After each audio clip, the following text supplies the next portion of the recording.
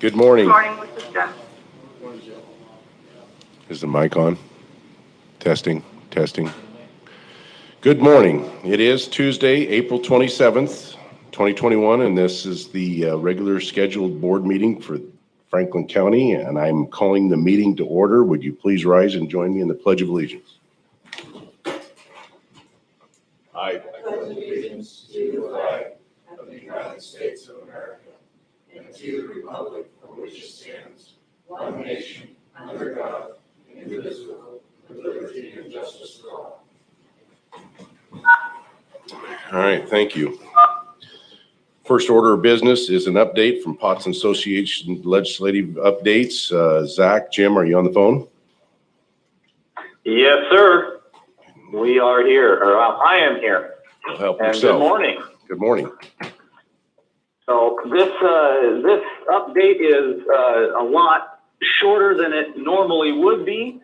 The legislature sine died on Sunday afternoon, Sunday evening. They convened at about 5:45 and met until just after 6 o'clock. During that time, they did a full substitute on the carbon initiative, transportation budget, operating budget, all the above. And so where we are right now is we're kind of wading through the budgets. WASAC did put out kind of their analysis or the breakdown of the capital budget last night, which was helpful. One of the things that we definitely see, in terms of 1091, that's the specifically talking about the carbon. Let me get it right here for you. It is the Clean Fuels Program.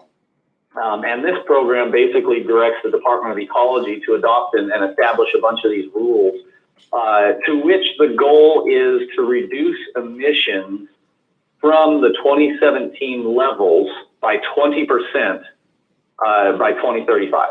And so that's kind of their parameters. They don't really talk about how they're supposed to do that. There are kind of some guidelines, but a lot of this is going to sit in rulemaking. One of the components to that is that it requires that there is $500 million per biennium in revenue before this is put together. And so what that means is additional gas tax, because that's revenue for transportation. So that's just another gas tax they're going to put on to be able to actually implement this carbon program. One good thing about it is, 2035 is a ways away. And we've got several gubernatorial elections. We've got many House and Senate elections between then. So there is still a chance to come at this, if the Republicans can get a little bit more footing. It'd be great if everybody, if it was even, 50-50 split, then you get good legislation coming out. One of the things that is interesting to note is during the final ceremonies there, where they, in the House especially, where they voted on the budget and sine died, there was one Republican present, either on the floor or on the Zoom meetings or whatever it is they use online. And that was the floor leader, because she had to be there. All the other Republicans left or signed out and just did not participate. To say that they kind of made a mockery of the proceedings would not be an understatement. There was actually a state representative in a dinosaur costume present on the floor. So, if any of you have ever been to the legislature and had the opportunity to be in the wings or visit the floor, generally it's required that you're in a suit or, for men, a jacket and tie. Dinosaur costume certainly is not on the approved list. So stuff's happening up there that we're really not, we hate to see. But that's just to kind of give you an idea of how this is looking and what we're seeing up there. So at this point, there's, murmurs of a possible special session. Nobody wants to come back. So if they do into it, it'll be, July, maybe, who knows.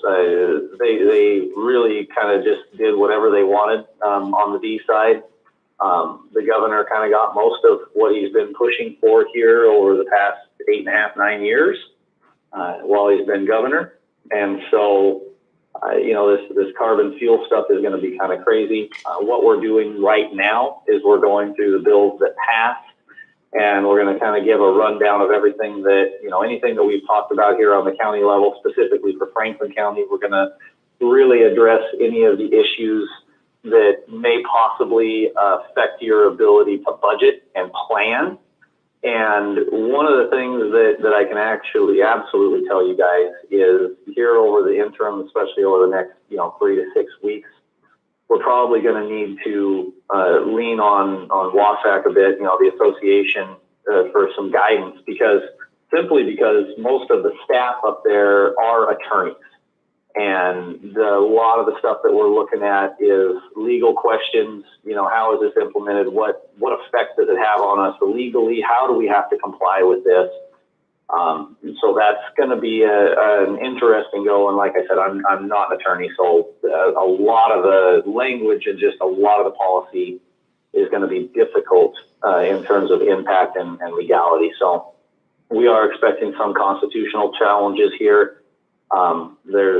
It's just a rough year. One of the things that we looked at, in terms of being in person, one thing we never, as lobbyists, we never really thought that our role is like an oversight, kind of the overseer, and make sure that we keep everybody accountable. But it's amazing, how much of an impact a couple of lobbyists or a group of lobbyists can have when you're sitting in the gallery or sitting in a committee and staring at the members. They know that you're watching.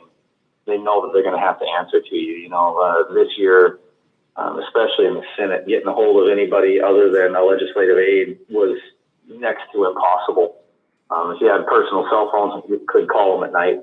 Then we got a hold of them. But it was just not the best situation, And so, long story short, we do have a report coming, got to break down exactly what happened and how it happened. And we will have that out this week for you. Are there any specific questions that you guys have or specific issues that you would like for us to look into as we do this breakdown? Commissioners?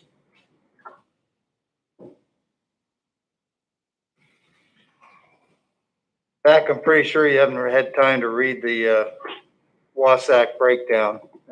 I've not gotten through all of it myself, but you might share a copy with my fellow commissioners if they don't have it. I've sent it to staff, but it's a long read and it generates a lot more questions than answers. I imagine you'd agree. Absolutely, and that's why we're saying, well, we're probably going to have to look to the attorneys to figure out how to wade through this. There's a lot of ideology in this budget, I guess you could say. A lot of ideas that people have that, oh, hey, this should work or this will be a good idea, but not a lot of sense. So they will probably have to come back. We don't know when, but we'll just watch for that. So I will send out a copy of that to the counties here just to make sure that everybody's got it. Zach, do you have any thoughts on the rainy day fund and what they did with that? We are still kind of trying to wade through that as well. I mean, to essentially gut it looks like a preamble to coming back later and saying they need more revenue to backfill the rainy day fund. Not sure that's what they're doing, but it kind of feels that way. Well, what it looks like is very much kind of lip service. Hey, yeah, we need a little more revenue to backfill this, but we're going to have to come and do that. And then that's going to be one of those, well, if you want the rainy day fund backfilled, you got to give us this other policy over here that we want. So it's kind of a leverage point is what it looks like it's shaping up to be. Okay. So Zach, this budget. So we will. Oh, what? Sorry about that. Yeah, this is Commissioner Didier. This budget is $59 billion, correct?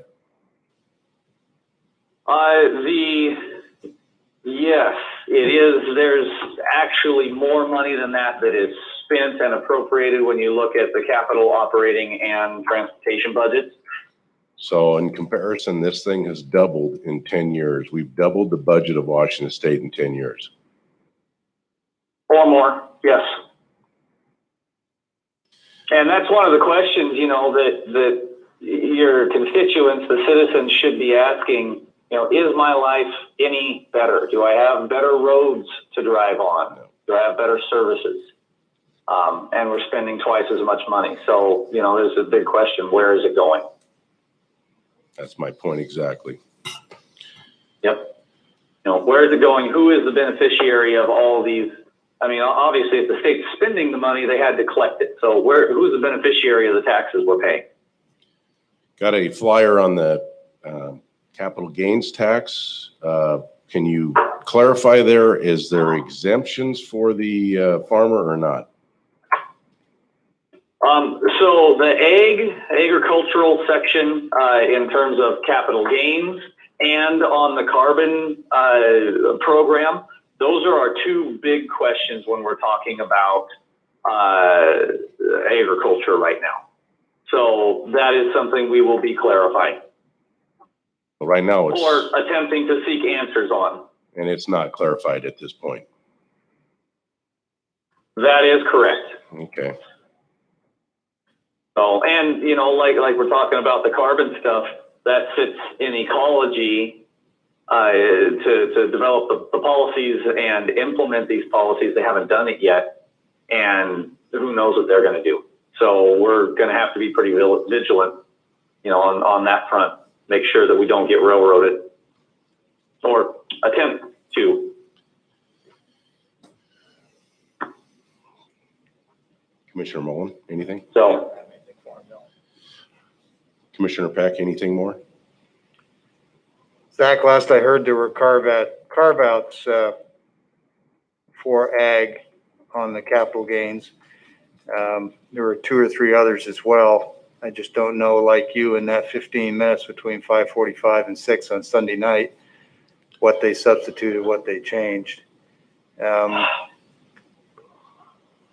have and the budget's 1,102 pages long, so it's right. It's definitely not. The budget's 1,100 pages long, so it's not a short read. No, and we could probably spend an hour just going through different bills and what happened to them. So I'll probably not take that time now, but I can tell you that any information you send out, I think we're going to be keenly interested on the latest on Blake, the criminal justice reform efforts on liability for law enforcement, capital gains tax, and exemptions to that capital gains tax. There's other things, of course, we're interested in, but those are ones in particular I'd ask you to maybe focus on for us.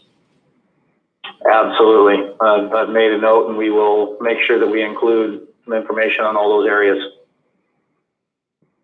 All right, Zach. Well, thank you very much for the presentation. Absolutely. Thank you, guys, and we'll be in touch, as always, with questions, comments, anything you need. We're always available. So watch for that document, and then we will be able to kind of follow up and clarify if you need. Okay, thank you. All right, thank you. With that, we'll move down to the Commissioner Administrator updates. Commissioner Mullen, would you like to start? Yes, the item that I want to talk about this morning is the long-term care, which they finally came up with a deadline. You have until November 1st to opt out. So if you are a W-2 employee, the Washington State is going to require that you pay 0.58% of your paycheck into long-term care. And you have, like I said, until November 1st to opt out. But to opt out, you have to provide your own source of long-term care. And with the state's long-term care, your benefit never increases. It's the same for everybody, but the more money you make, the more money you are going to pay for it. If you're close to retirement, I would advise you to look into your own long-term care, because there are parameters in there. that state, for example, you must be there for 3 years in order to get any benefit from it, but they're still going to take it out of your check. And then also, if you move out of Washington State, you will lose your long-term care benefit from Washington State. So it's advantageous for you to search out your own long-term care policy. Just wanted to make everybody aware that November 1st is the deadline to opt out. So. Commissioner Peck? So Carly Nave, I see you're sitting in the audience today, our HR director, for anyone who doesn't know Carly. I think in our last meeting, I made the comment, there's no way that they will stick with a July date. They can't execute it that quickly. The state can't find their offices on any given day in that short a time. So I'm not surprised that it went July 1st. All the other content that you provided and Dave Will provided doesn't really appear to have changed from what was briefed in that meeting. So I would share that, and I'll not give advice on what people should or shouldn't do with their long-term care, but it's good to see that the date did change. Updates, in the interest of time, I'll just say that the last few days at least, done meetings with Ben Franklin Council of Governments. We're rewriting the bylaws for that organization, which is not just a convenience and necessity to maintain eligibility for state and federal funds. Columbia Basin Development League meeting lasted 2.5 hours. We talked principally about the organization trying to set up a parallel nonprofit entity for fundraising to fund the Development League's efforts. They're currently a 501c6, which places some limitations on that. So there's discussion of a parallel 501c3 that could raise funds. The local decision makers briefing, which is a collection of local elected officials who meet voluntarily to go over COVID related issues. Matt, not a lot new on that front, but I'll come back to in a minute. Also had a Ben Franklin Health District meeting this week, which all the commissioners participated in. Got 3 or 4 different issues I'm working with constituents for the sake of their privacy. I won't get into the details, but I'll say that most of them involve planning. I've talked quite a bit with Derek. I think we spent quite a lot of time on the phone this week working through those, and I appreciate your help in sorting those out. One of those, interestingly enough, involves abatement of a road. There's a road that used to be in a county donut hole, and the county ended up having to buy the right of way to the land under it to solve a dispute between local property owners years ago. And now that's been annexed by the city, and the city wants to abate that road, and the county still apparently owns the right of way. So some of those are fairly complex discussions that take a fair amount of time, and of course I rely heavily on public works and planning. Let's see, we had the Legislative Steering Committee meeting on Friday, where we went through enormous amounts of bills and discussions and what the Legislative Steering Committee of the State Association of Counties, what their position was with various legislators. And well, we had a pretty good idea of what we thought was in the best interest of the 39 counties. It appears an awful lot of that changed in the last 15 minutes of the session on Sunday night. So also some research on the contract with Conover. I've already talked with Carla a little bit about that. Just clarifying that when Mr. Will was in here as our broker and saying we have this product, he didn't mean we, the brokerage, but Conover, which is a separate legal entity, has that product. And I got a couple of calls from people in the insurance industry who were concerned about the possibility of having the opportunity to present their products as well. And so now I can go back to them, Carly, and explain that Conover is a separate legal entity, and that Mr. Will wasn't here pushing a product for his entity. It's a little gray. I don't think it really fully passes the perception of potential conflict question, but it's something I know you're looking at, so I appreciate it. Meeting with TRIDAC on shoreline reconveyance. We've been working for a better part of a decade to get Columbia River shorelines reconveyed back to the local municipalities, counties, and cities. And we've had some information from the tribes, some feedback that indicates that they have a number of concerns. We've known this for a number of years, but the discussion has reached a point where they're getting more specific about what they would like to see in any kind of an agreement. It's way too early to know if that's going to actually take place, but it's been a productive dialogue. That was a good discussion.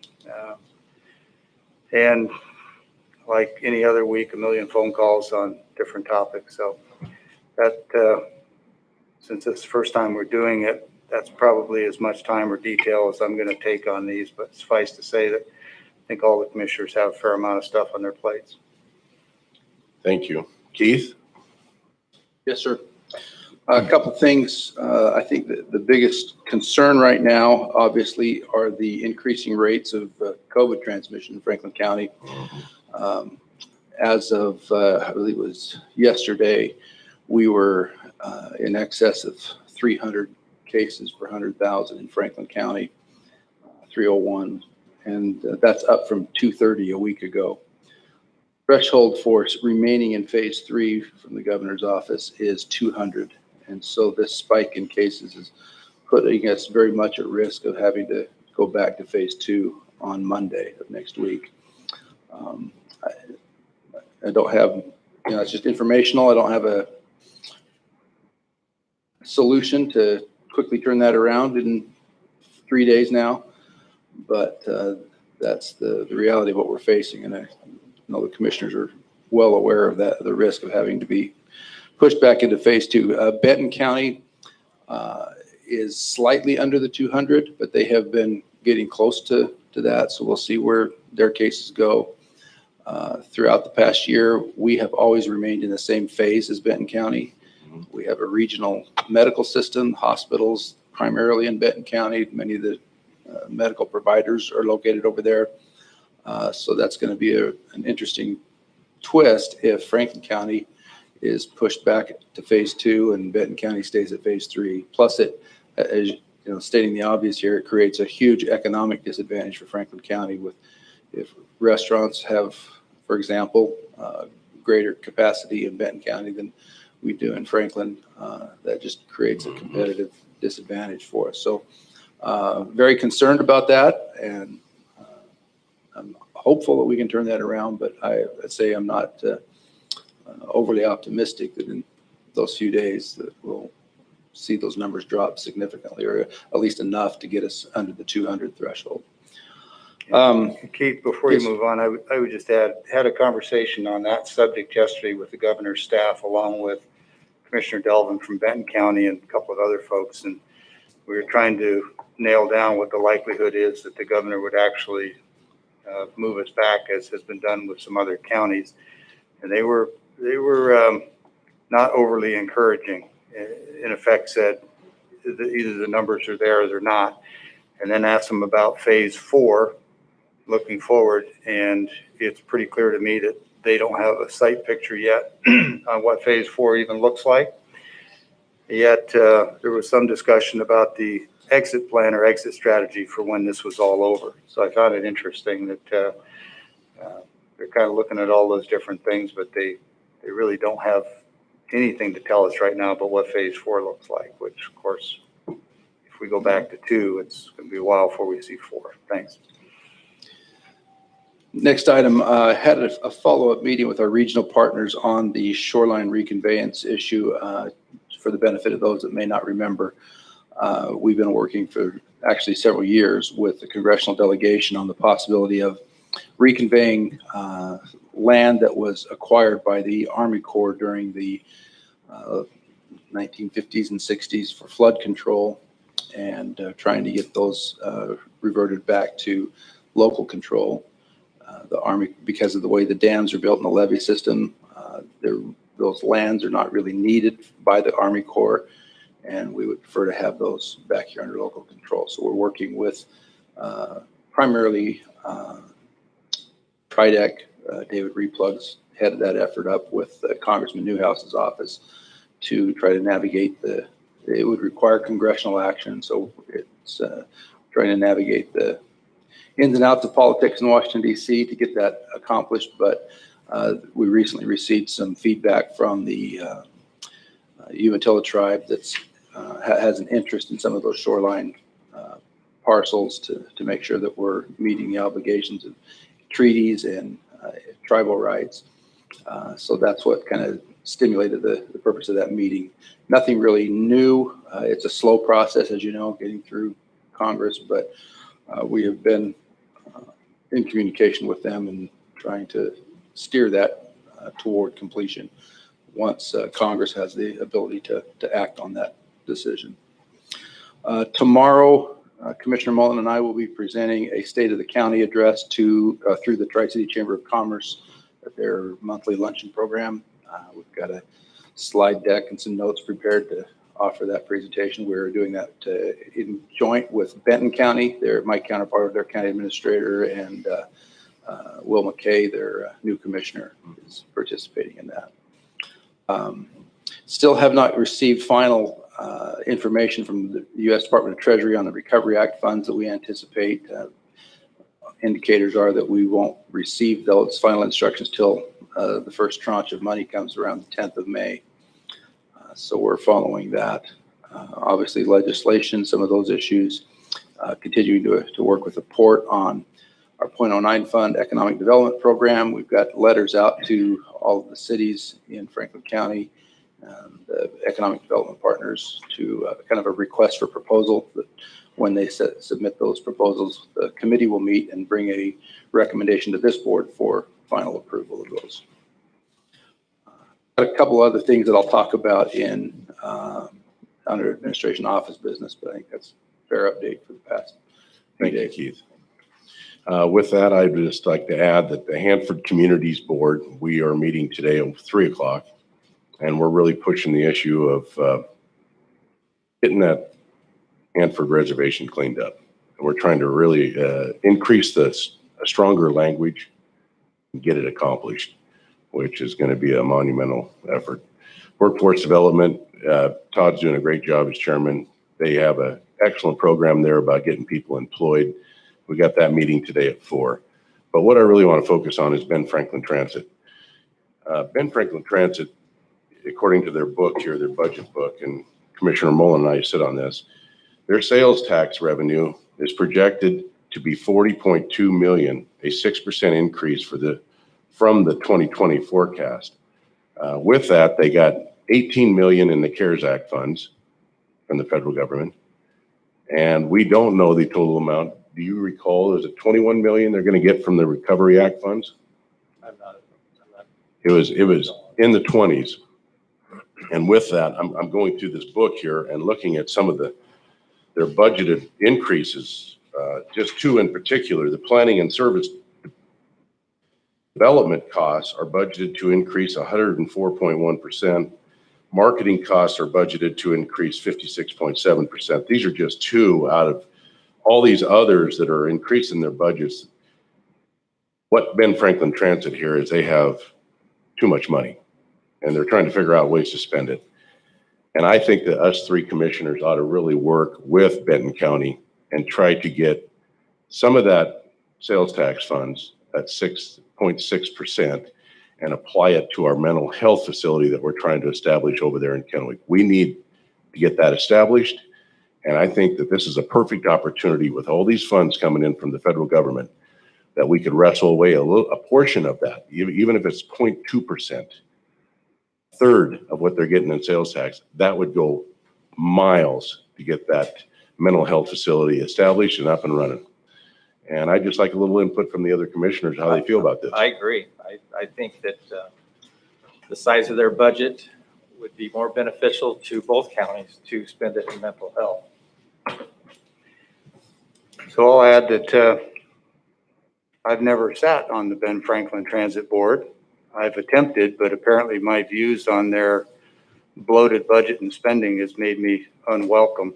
So I'm glad that you two are there. I'm And- probably going to be unwelcome now.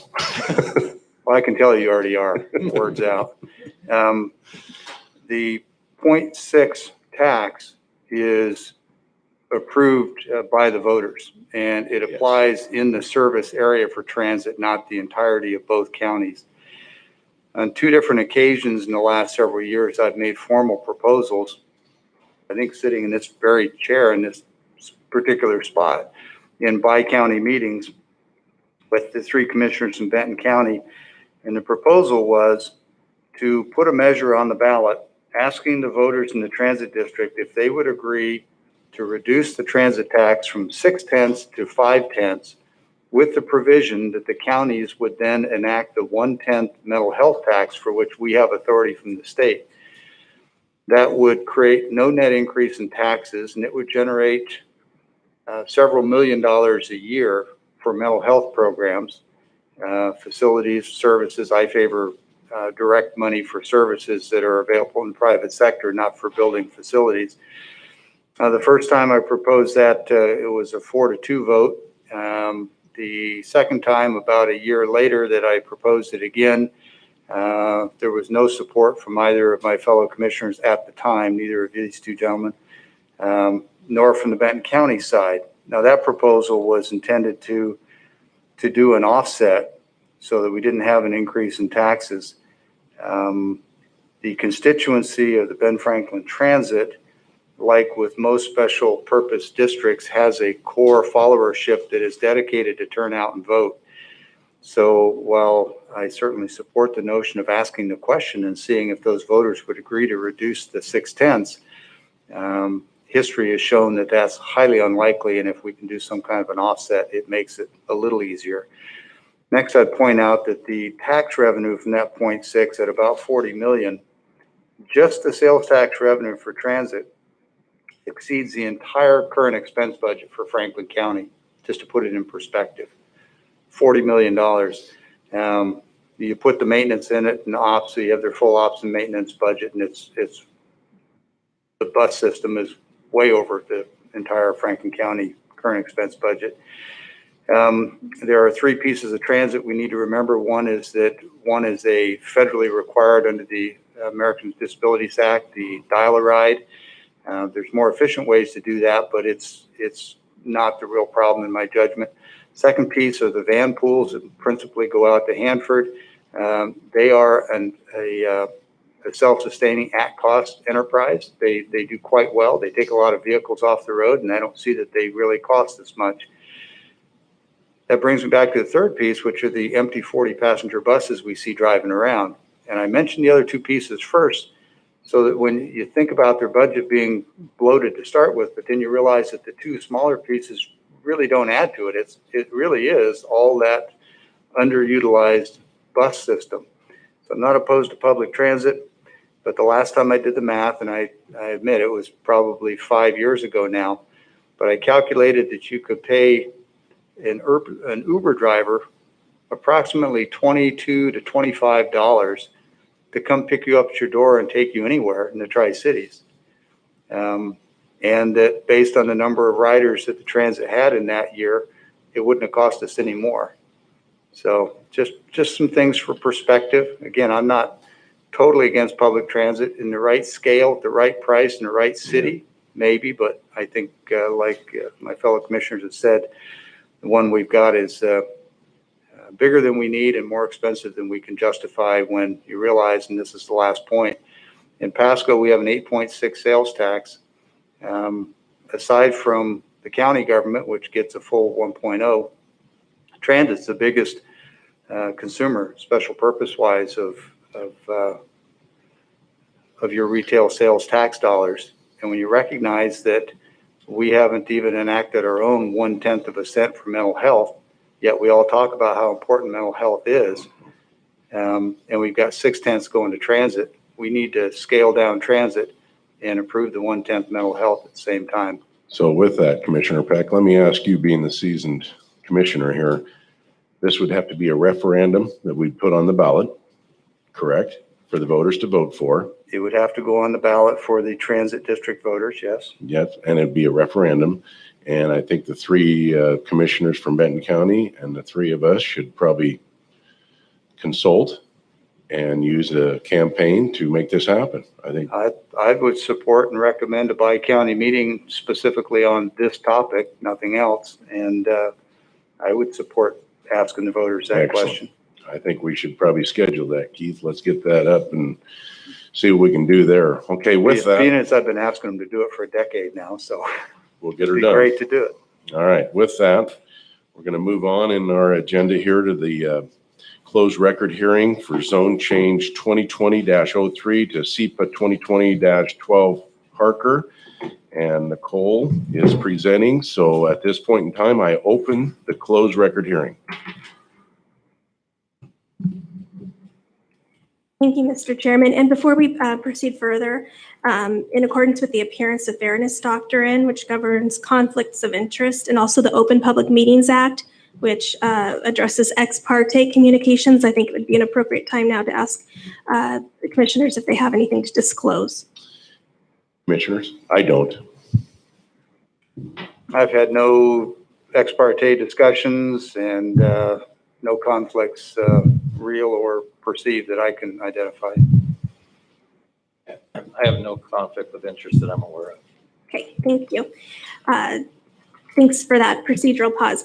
This is a closed record public hearing, a quasi judicial item. This is a zoning change for a parcel. The request is to go from AP 20 zoning to RC1 zoning. The property in question is just shy of 40 acres, and it's addressed as 6503 Columbia River Road. This application was reviewed by the Planning Commission following a recommendation of approval of the Planning Department, and the Planning Commission held an open record public hearing to consider the matter.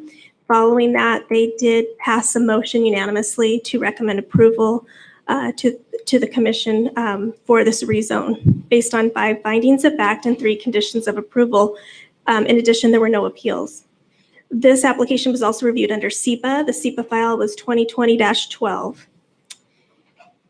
What I'd like to emphasize is that this is located within the Columbia River West area. It's designated on the comprehensive plan land use map.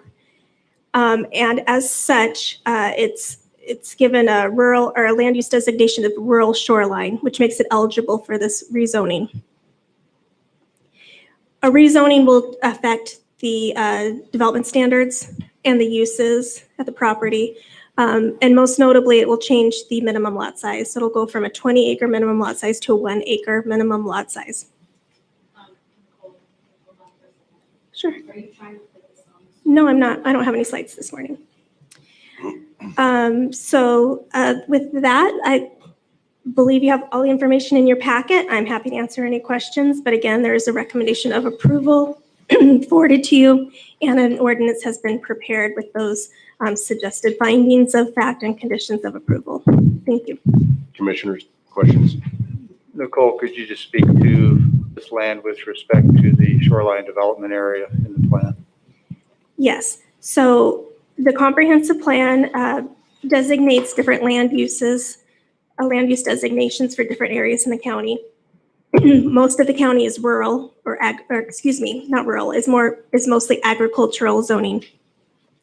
This is not included in the agricultural area. This is included in one of the limited areas of more intensive rural development. So it is already set aside for that rural designation. And we showed a vicinity map in your packet that shows the site and its positioning. It's adjacent to lands that are already zoned RC1. Further to the east, there are lands zoned AP 20 and also to the south. But I would note that it is included in that area, which has that rural shoreline designation that was made many years ago. And so this rezone would be in concert and in compliance with the comprehensive plan land use map. In the background, it's listed as Ridgeview Drive. That is correct? The property is located east of the Columbia River Road and approximately 1,500 feet southeast of the south terminus of Ridgeview Drive. So it is not along Ridgeview Drive. We were just trying to give you a point of orientation. I just want to make sure it wasn't Richview Drive. It is not, no.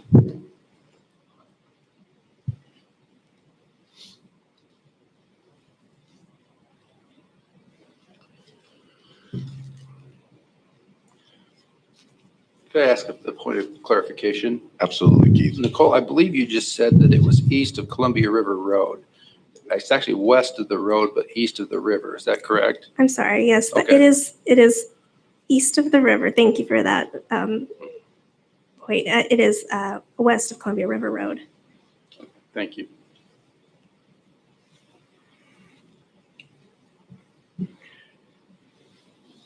Nicole, the DOT comments spoke sort of tangentially to potential impacts on 182.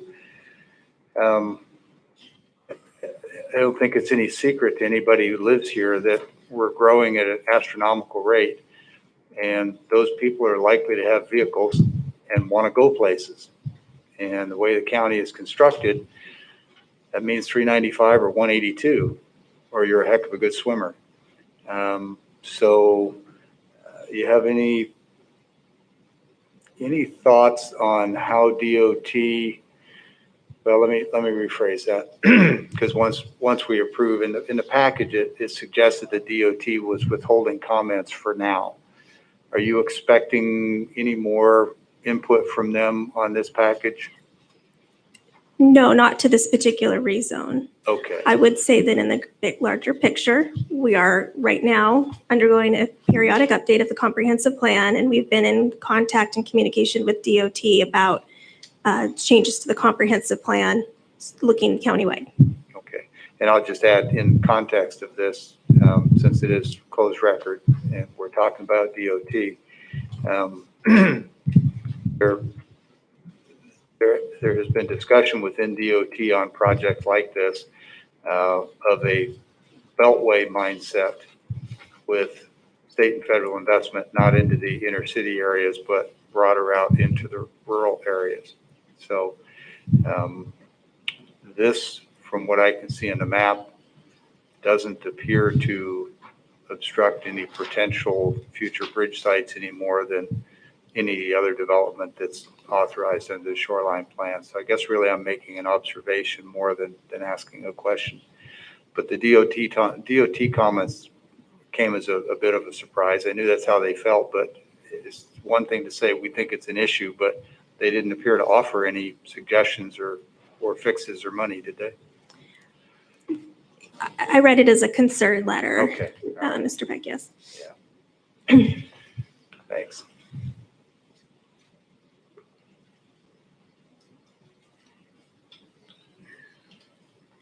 If there are no other questions or comments, looking for a motion. I've moved to approve ordinance 05-2021 as presented. I'll second the motion. Been motion and a second to approve ordinance 05-2021. Discussion. Oh, excuse me. I will now close the closed record hearing, and the motion still stands, or do we need to make a new motion? Motion stands. It is as an ordinance. You're not looking for a resolution. That is correct, Commissioner. Thank you. Yeah, ordinance, excuse me, ordinance 05-2021. Discussion. Hearing none. All in favor, say aye. Aye. Aye. Aye. Okay, with that, we'll move down to human resources presentation. Carly? Thank you, Nicole. Thank you. Gary?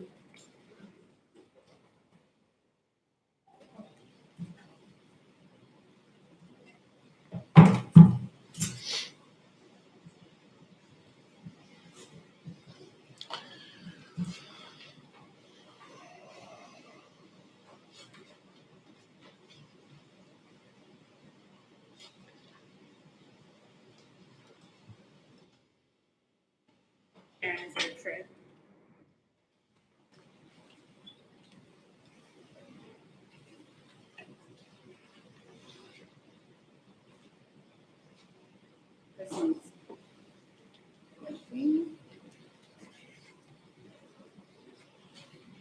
Oh, there it is. Go. It takes longer than 30 seconds. It'll stop.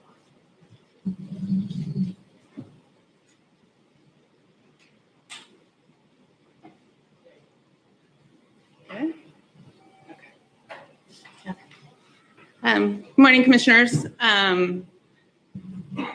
The presentation today, I did send it ahead, so you hopefully had the opportunity to review it. Having attended a few virtual conferences as of late, I don't necessarily feel the need to read you the PowerPoints verbatim, as many presenters seem to like to do these days. But certainly we'll hit the highlights and answer any questions that you may have. Wanted to start with department staffing and budgets. Since I took over the department as director in 2015, we have, as you can see, we have reduced our personnel budget by, almost 25%, and our total budget by about 13%. Certainly we had some major ground to cover when I first took over the department. A lot of opportunities.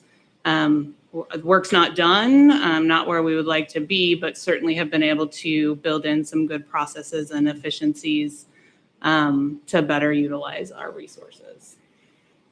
So Carly, I just offer, I think it's honorable of you to acknowledge that maybe the office was a little heavy when you got there and you took advantage of those opportunities.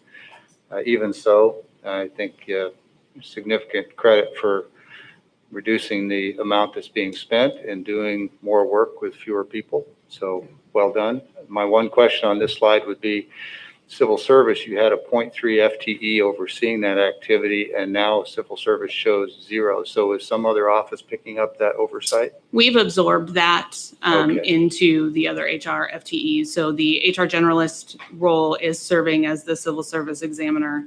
It is important to note that the civil service examiner, pursuant to the statute, is appointed by the Civil Service Commission.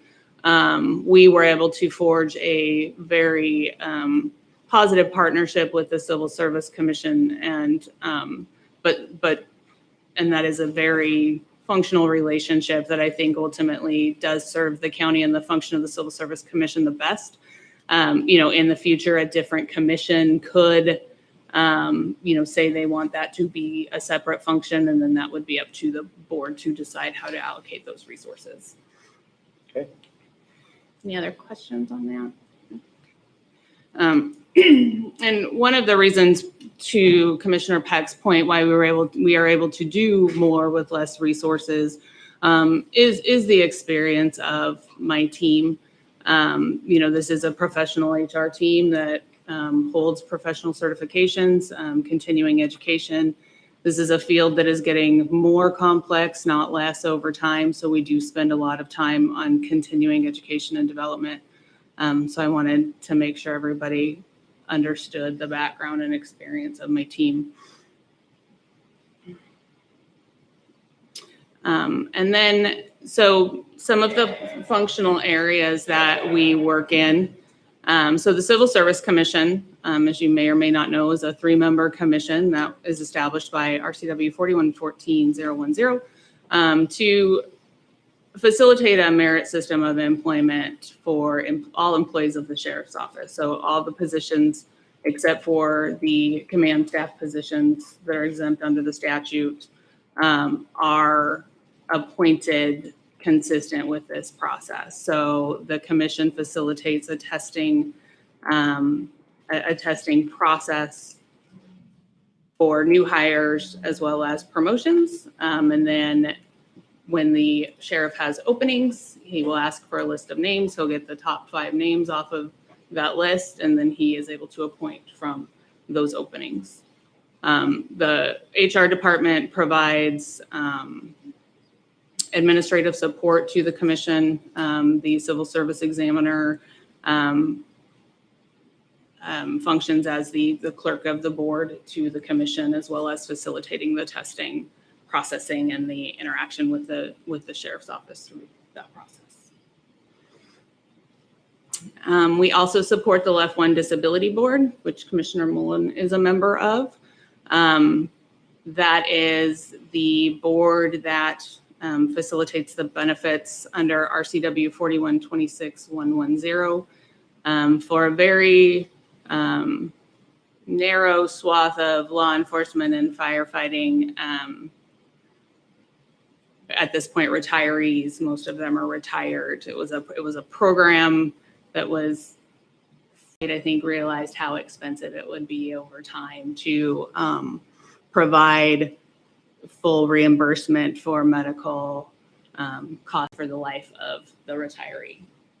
So it's a separate budget, but we provide support in the form of being the clerk of the board for the disability board, as well as the administrative process of processing reimbursements for the retirees in conjunction with the disability board rules.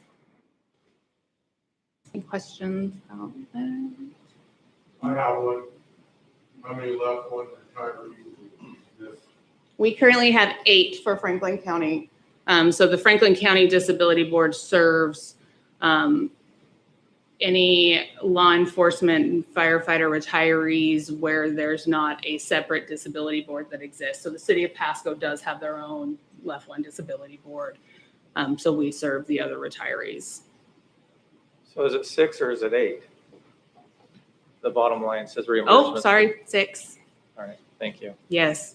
The number does unfortunately change over time. So thank you very much, Commissioner. Yes, we have 6. They are all retired. We do not have any active Left One employees. They're all retired. The last retired a couple of years ago. Okay. So Thank you.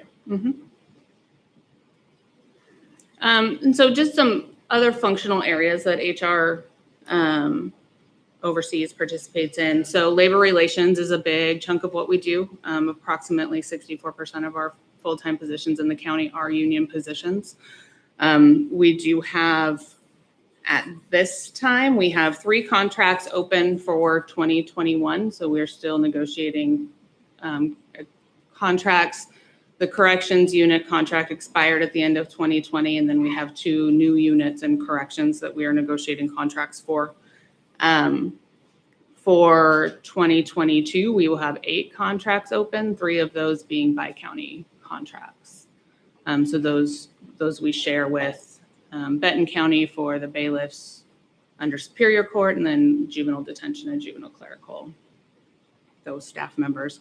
We have a contract with the Wesley Group for labor relations support as well as legal representation for our direct units. They don't participate in our anything with our bi-county groups.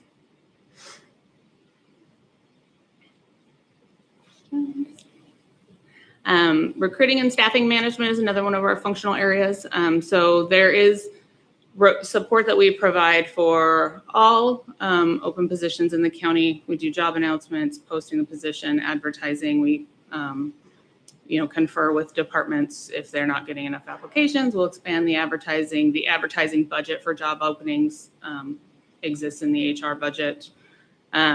We provide resources such as job offer letter templates. We conduct the background checks, except for sheriff's office employees. Obviously, their background process is much more extensive. Then we complete new hire onboarding to make sure that we are compliant with our new hire process and paperwork from legal standpoints. Beyond that, upon request, we provide support with either phone screening or interview guides, process support. We participate in interview panels for various offices upon their request. This is one of the areas that, like many of them, as an internal services department, what we provide is based on the needs of the office, and that can ebb and flow and can also vary depending on the office or department. Compensation. So as I believe you all are aware, we conducted a countywide market-based compensation study that we implemented in 2019, which was a big win for the county and has definitely increased our retention of employees over time since then. We do handle compensation review requests. So when an office wants either to create a new position or job duties have changed and they need to take another look at the compensation, we will conduct that. We work with them to update the job description, making sure that we have compliant job descriptions, and then complete the market-based compensation review and make a recommendation in accordance with the salary administration policy. Then we also do compensation analysis for the labor negotiation process as well. Employee benefits. So we administer, the Department of Retirement System benefits. We are required under those statutes to do an annual position eligibility review. So reviewing all positions in the county for their eligibility. That's something we're required to keep on file and produce in the case of a DRS audit. Generally, that's pretty straightforward for full-time positions. However, for part-time or on-call positions, it can get to be somewhat of a complex analysis. So we do conduct that analysis of hours each year to make sure that we're compliant there. Similarly, for benefits offerings, we do an annual eligibility review for specifically for part-time and variable hour positions to ensure that we are compliant with the county's obligations under the Affordable Care Act and providing benefits when we're required to. We administer the voluntary benefits offerings for the county. We facilitate the benefits committee that meets monthly. We're really trying to, over the last several years, leverage the involvement of that committee throughout the year rather than just being a few month process around renewal time, but really looking at through the year, utilizing that committee to communicate out, maybe training or how people can better leverage their benefits to hopefully help us make the best use of the plan and support the health and well-being of county employees. And we do have a contract with Conover Insurance for benefits consultation support and brokerage services for most of our employee benefits. Workers' compensation. So we do have a contract with the Association of Washington Cities for claims management and safety resource support. However, we are really the point office for claims administration for any workers' compensation claims. We are the ones that will interact directly with the employees and make sure that we're getting what we need from light duty analysis, things like that will serve as that liaison between the employee and the department if they can accommodate light duty, so we can get people back to work as soon as possible. A piece of that is the state does offer, it's called the Stay at Work reimbursement program. So if an employee comes back on light duty and the county accommodates a light duty job description that's approved by that person's medical provider, then we have the ability, once that claim is closed, to apply for the state for 50% of the reimbursement of that employee's light duty wages up to $10,000 or a period of time. It's 120 days, something along those lines. So we facilitate that process as well. In 2020, we were able to recover over $18,000. Those go back to the department budgets that light duty was accommodated in. And then so far for 2021, we're already at $8,000. So we're very proud of our department's partners for getting people back to work. It's definitely well proven through data that the sooner people get back to work, the quicker they heal, which ultimately decreases costs and promotes well-being. So we participate in the Franklin County Safety Committee and help with any special projects around there. Right now, we're working on updating the county incident forms. We've got, I think, probably about 8 or 10 different incident forms out there, some of which are more productive than others. So we're working on streamlining that process and making more of a one-stop shop so that we can be more consistent and get the information that we actually need for today's claim management, not necessarily what we needed in the 80s when some of those forms were created. So we are, with our involvement with the Association of Washington Cities, so we joined their safety group when the county's insurance, I don't know what it was called, but it was a workers' compensation retro pool that counties were a part of that dissolved, I think, right before I came with the county, because it wasn't managed very well. But we do potentially have the opportunity at some point to join the AWC retro pool, which would potentially give us a rebate on our workers' compensation premiums. So we're working with them to determine kind of what might be the right time to bring that to this board for consideration. General legal compliance is, again, a lot of what we do. As I think we've all noticed, the especially leave landscape in employment is getting increasing in complexity. And there's things happening at the federal level and things happening at the state level, and they don't always talk well to each other. So a lot of what we do is figuring out how benefits coordinate and making sure that the county is compliant in a way that makes sense to employees and managers. Certainly COVID-19 brought additional and new leave types and requirements. So we managed in 2020 104 separate leave cases under the Families First Coronavirus Response Act for 80 different employees. And then we also took care of the county's required reporting to the Benton Franklin Health District when we had more than one positive case within a 14-day period. So we interacted quite a bit with the health district and passed along resources to departments as appropriate. Additionally, we monitor new legislation, obviously the federal legislation, but the state legislation as well. I've worked very closely with Melanie at WASAC through the last couple of legislative sessions, providing input and feedback for her on which employment-related bills would have an effect on Franklin County and what those would be. And then at the end of the session, we send out a summary and kind of the county impact of bills to all the elected officials and department heads. I'm working on that for this current session right now, but as we discussed earlier in the meeting, it's a lot to wade through. A lot happened real quick at the end. So that will be coming in the next few weeks. And more, again, we're, as an internal services organization, much of what we do is dictated by what departments need. Employee relations support, we do investigations, we provide support and guidance to managers and employees. Organizational development, we, support succession planning and needs assessment. Spend a good amount of resources on one solution system development. There is an HR component closely with that group. Policy updates. In 2019, we helped develop and implement a plan to change the timing of our payroll.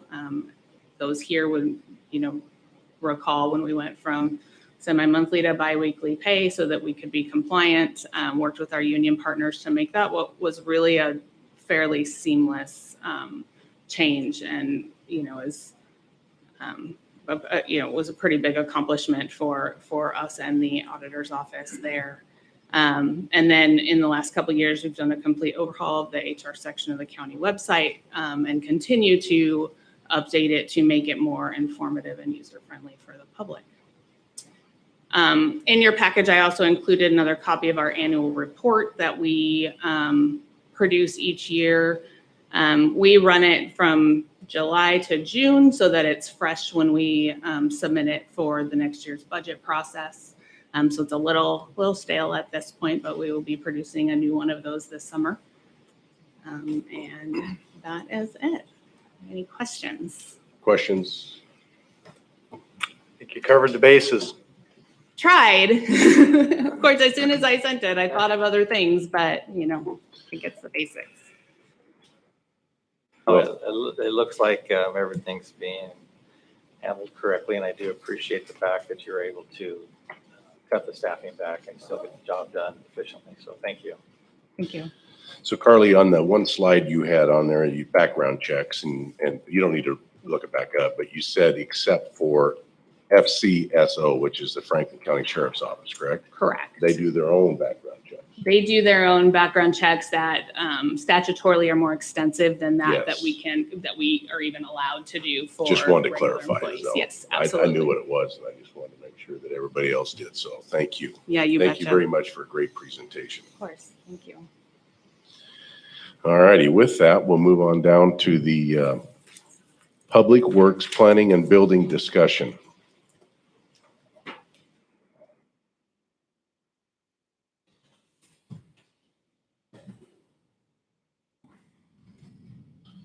Thank you, Mr. Chairman. As a department head, I'd just like to stress to the board how appreciative we are of Carly and her staff in the Human Resources Department. A lot of people don't know this, but what my job also consists of is risk management. And without them, I would have to hire professionals with their expertise to ensure that we aren't doing anything as an employer that could put the county at risk. And so what they're able to do for the whole county with their staff is absolutely incredible. And they are a huge part of the success of our department. So I just want to thank the board for actually establishing a human resources department. And then, of course, then having the exceptional staff that exist in that department. So with that, we'll move on.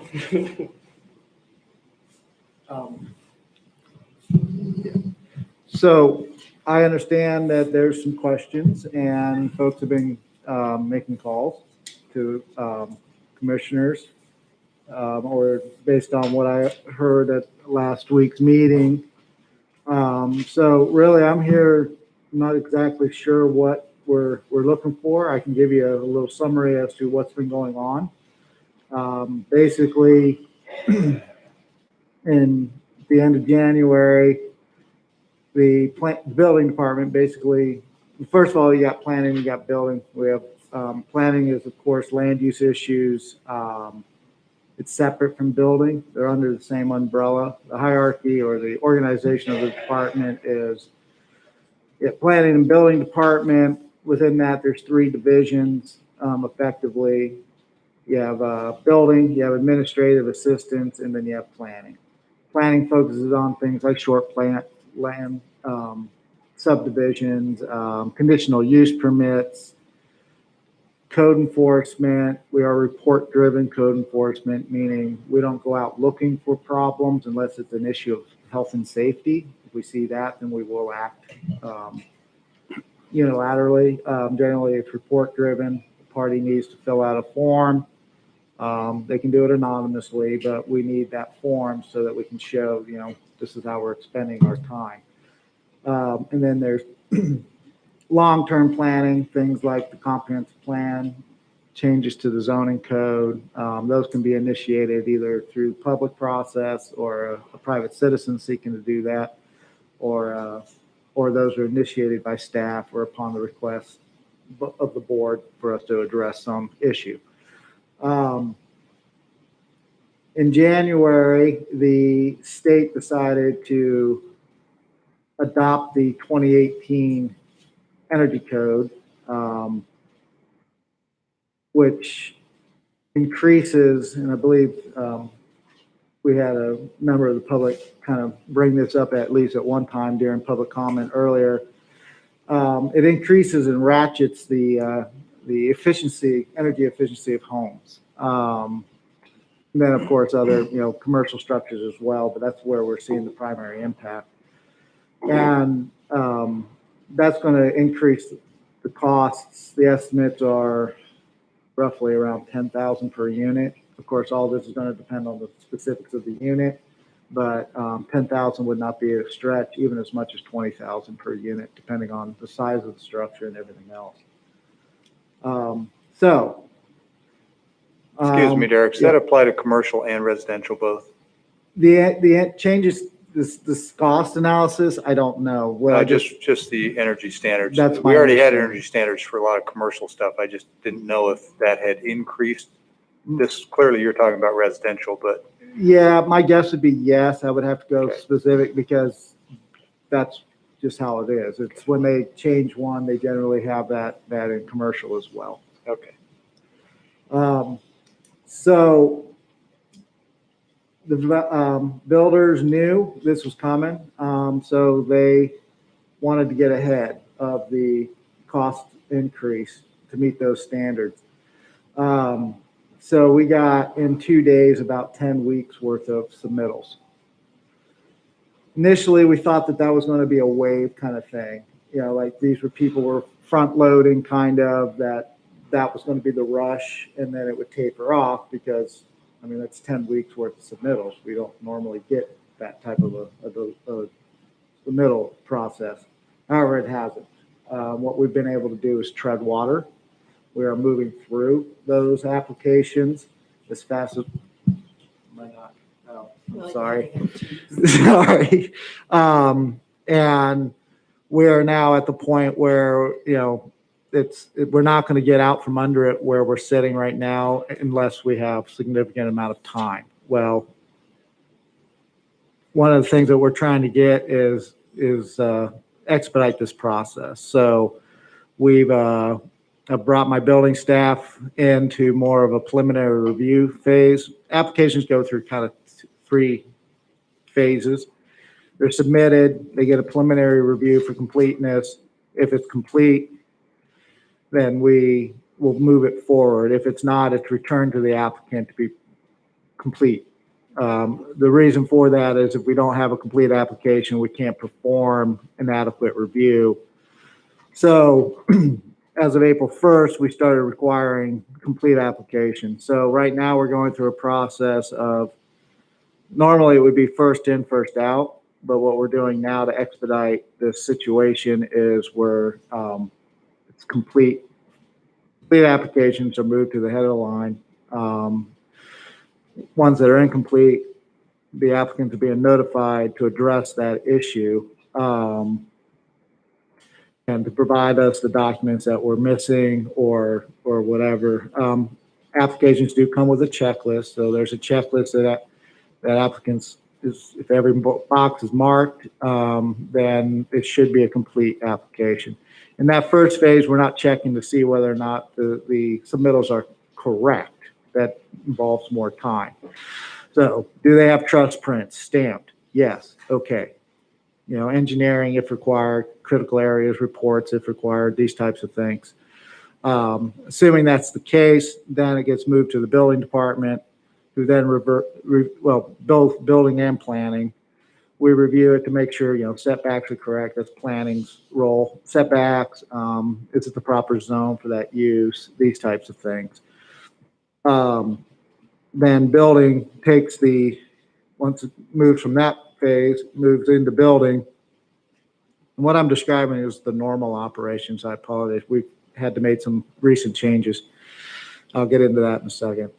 So that moves to building. Building then checks, is the trust prints that are included, are they the right ones? Do they go, for that structure?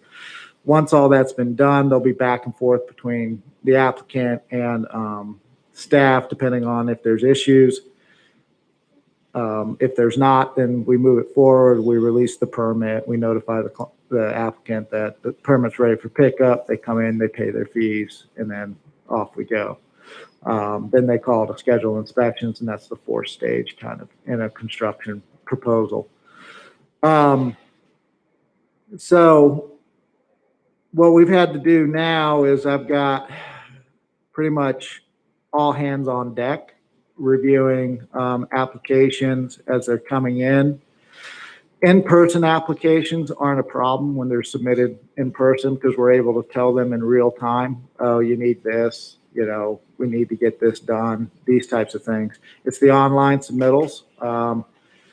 We've had a significant increase in those since COVID-19 occurred, and some of the limitations we had for the ability of the public to come in to the office. We've always been open, but it was limited to certain circumstances.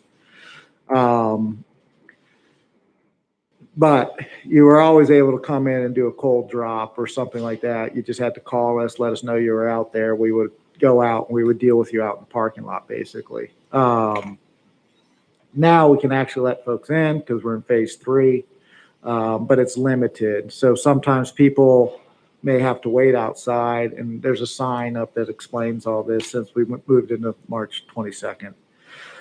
We're also, like I said, when building is not out doing inspections, they're reviewing these applications. Currently, we have about 45 that are awaiting return or the applicant to respond. So that's some hold up on the release on these. And then we're bringing on additional staff. I've talked with some of our contractors to come in. Then they're going to start on Wednesday to help us get through this backlog of, we've got about 40 applications we haven't even had a chance to look at yet. Because staff doesn't just, it's not that they just sit there and ignore everything else going on around them and go through these applications. They have to answer the phone. They have to engage with the public. They have to answer questions. So right now, like I said, I've got AHBL is coming in tomorrow to bring a staff person over to assist us to go through these, get that preliminary review done so that we can get that word out to the applicants as soon as possible. Simultaneously, we're going through the plan review, meaning plan review by building with regard to the completed applications. And they're in process as well, while still doing inspections as they come up. And we're doing more contract, like for today, pretty significant number of the inspections scheduled for today will be being done by Northwest Code professionals because I need the staff in-house going through these plan reviews and getting these things out. Like I said, we thought it was going to be a wave. It turns out that it's not.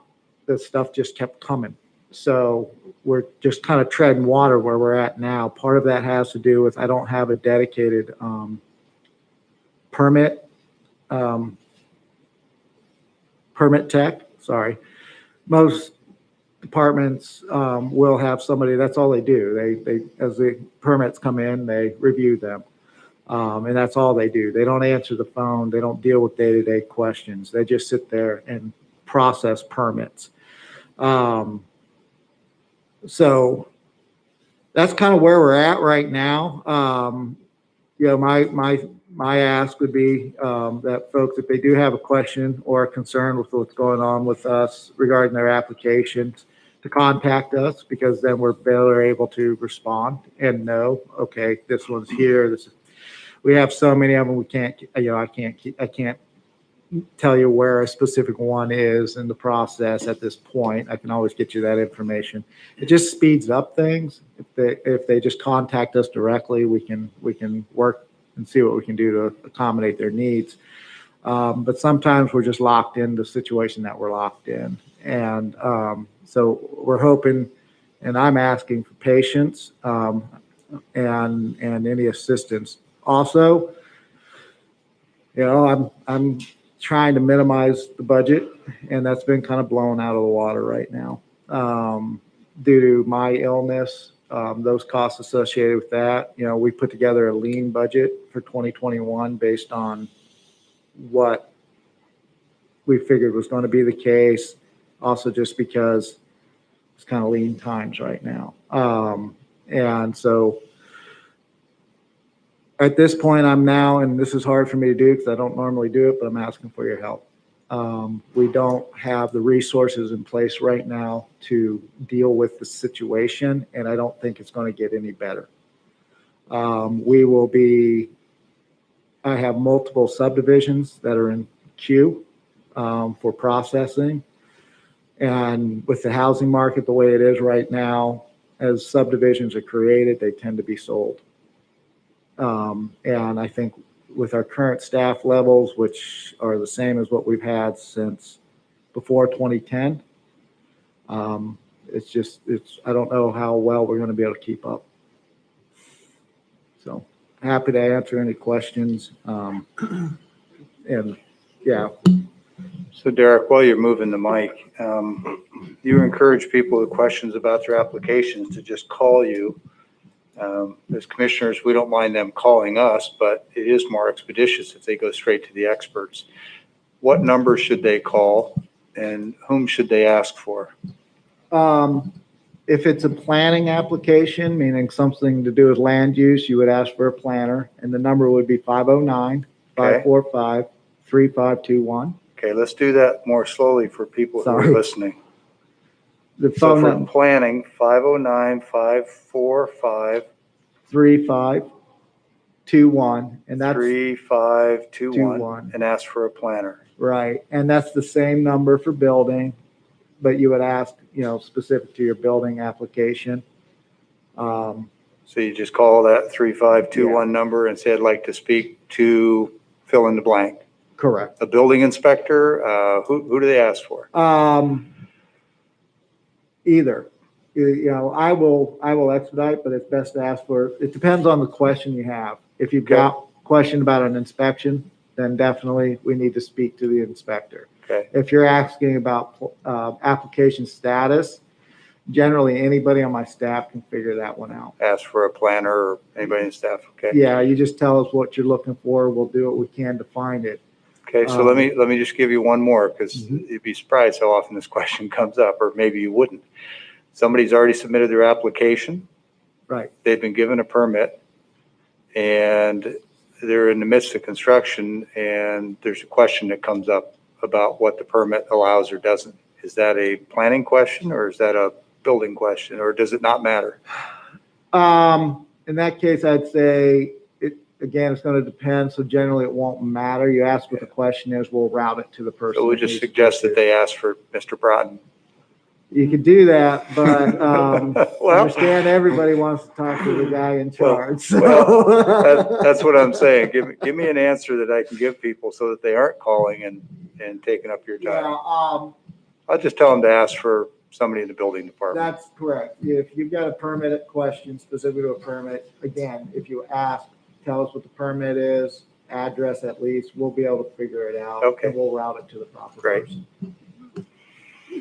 Also on that, Commissioner Peck, is just like with our office over at County Roads Motor Vehicle, our staff is trained to be able to answer some questions. And at the very least, they know who to direct the phone call to for the individual to talk to the right person. And that exists at planning and building too. What you see though is reluctance from people to want to talk to who they perceive as just a receptionist. In this day and age, we can't afford just receptionists. We have people that are answering the phone, not necessarily just sitting up there answering phones and taking messages. We have trained staff that answer the phone, whether they be in engineering. I answer the main phone if it's ringing, and nobody gets it. Once it goes past 2, goes to 3, it goes to a bunch of our phones. So we don't just have receptionists that people perceive don't know what they're talking about. We have people that know exactly what people are talking about, and at the very least know who to forward the calls for. So what we try to do is urge people to call and talk to the individual and let them know what your needs are so that they can either take care of them right there on the phone, on the call itself, or forward you to the person, whether that be myself, Craig, Derek, or the building official, Daryl. That's what we kind of see as a little bit of reluctance. Everybody wants to talk to Derek, or everybody wants to talk to me. And then sometimes I have to then bring in the people that do that type of work. And so Sure.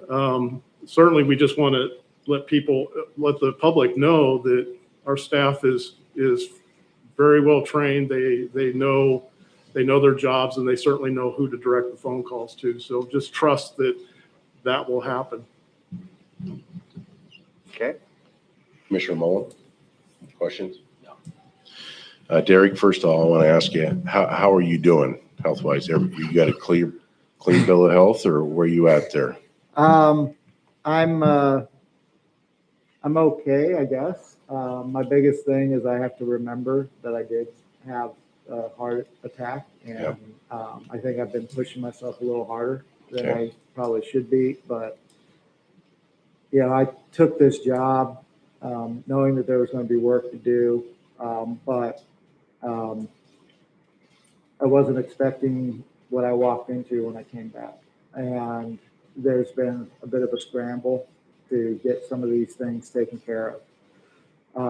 It's also shown me that though I thought I had adequate depth in my department, I don't. I'm okay if somebody goes on vacation, but I'm not okay if a second person comes down sick. Like right now, I have no front staff because of just timing. Somebody put in for their vacation. It was okay. There was no reason not to approve it. And then another of my staff on Monday called and is not able to come in. So now I have no front staff. So what are we doing? We're answering the phones. We're dealing with the public as opposed to maybe our long-term planning. Both me and my planner are actively engaged, like I said, having to answer the phone. We're not able to get to these other things. We have new staff coming, but they also had an incident this week. They were supposed to start on Monday and they're basically out on family leave until Friday. That said, I didn't have anybody to train them because I just don't have the depth. And optimally, I think that we need at least 2 positions, permit tech and potentially another planner, but that planner is going to take a while to. So How many positions did you hire? I'm sorry. go ahead. How many positions did you hire for? I'm sorry. Didn't you just hire someone for your department? We had a pretty significant shift in the plan or the building department initially, where we were down 1 position, and then we were informed that our current building official is retiring. His last month is next month. We were lucky in that we had a prime candidate, and so we've been able to replace those entities. In building, I was very happy. Normally, it's a nightmare finding somebody to be able to hit the ground running, especially for a building official position. So we got that, plus our building 1. And then we're looking at doing pretty significant changes to the way our building department is organized, where the positions will be different and will be looking more like what you'll see in most jurisdictions as far as the setup. So we had that. Those people started on April 5th. Then we had an office assistant position because Julie retired. And then I had my medical issues, and that took me out. So it delayed our ability to hire those positions. And that's why it took until April.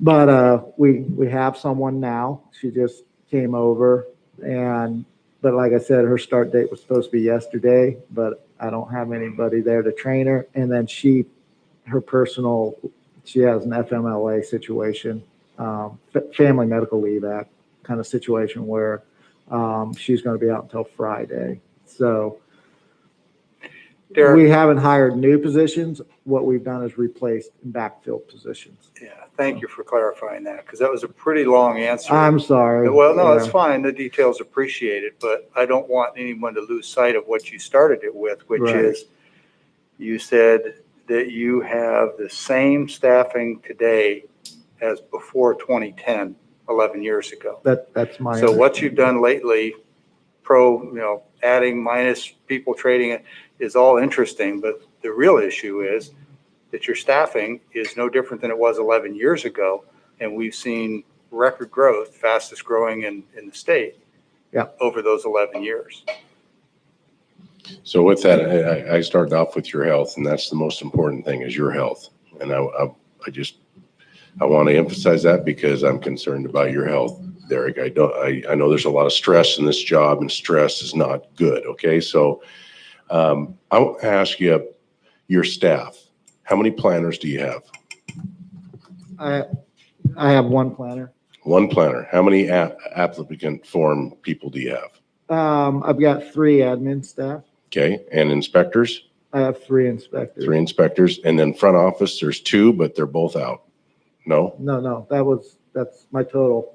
Oh, this is your total for front office and everything. You got That's 7 plus you. Yes. Okay. Have you done any, like, I was talking to a guy that does electrical work out there, and all the inspections for electrical work are now done virtual. He takes pictures, he sends them in. They either approve it or don't approve it. Have you went to any of that to help speed up the process? Right now, it's the inspection isn't the issue. We have, our staff is adequate to handle the inspections. Okay. It's the plan review and the application processing where we don't have the adequate support. And that's what you're bringing in. You're bringing in some outside, you're hiring some? Well, right now, what we're looking at is AHBL, who Nicole is with. She's bringing in a staff member tomorrow, where that staff member is going to sit in that office and help them get through the backlog of applications. What he didn't tell you was when he said we got about 10 weeks worth of, of applications in a 48-hour period. To put that in perspective, they usually get about 8 to 10 a week. 5 to 8. 5 to 8 a week. 5 to 8 a week. So in a 48-hour period, that's really the number he's talking about. The mistake that was made, and I take full responsibility about this, is not coming to the board and letting them know that there was a need long before this. I should have done that. I didn't do that.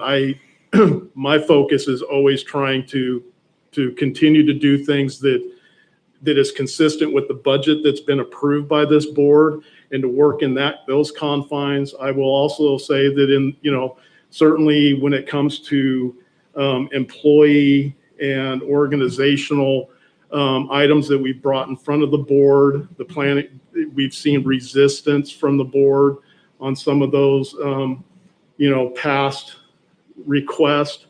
And so, part of my job is being observant. I try to follow the will of the board at all times, including behind the scenes, and trying to understand that. So I take full responsibility for this.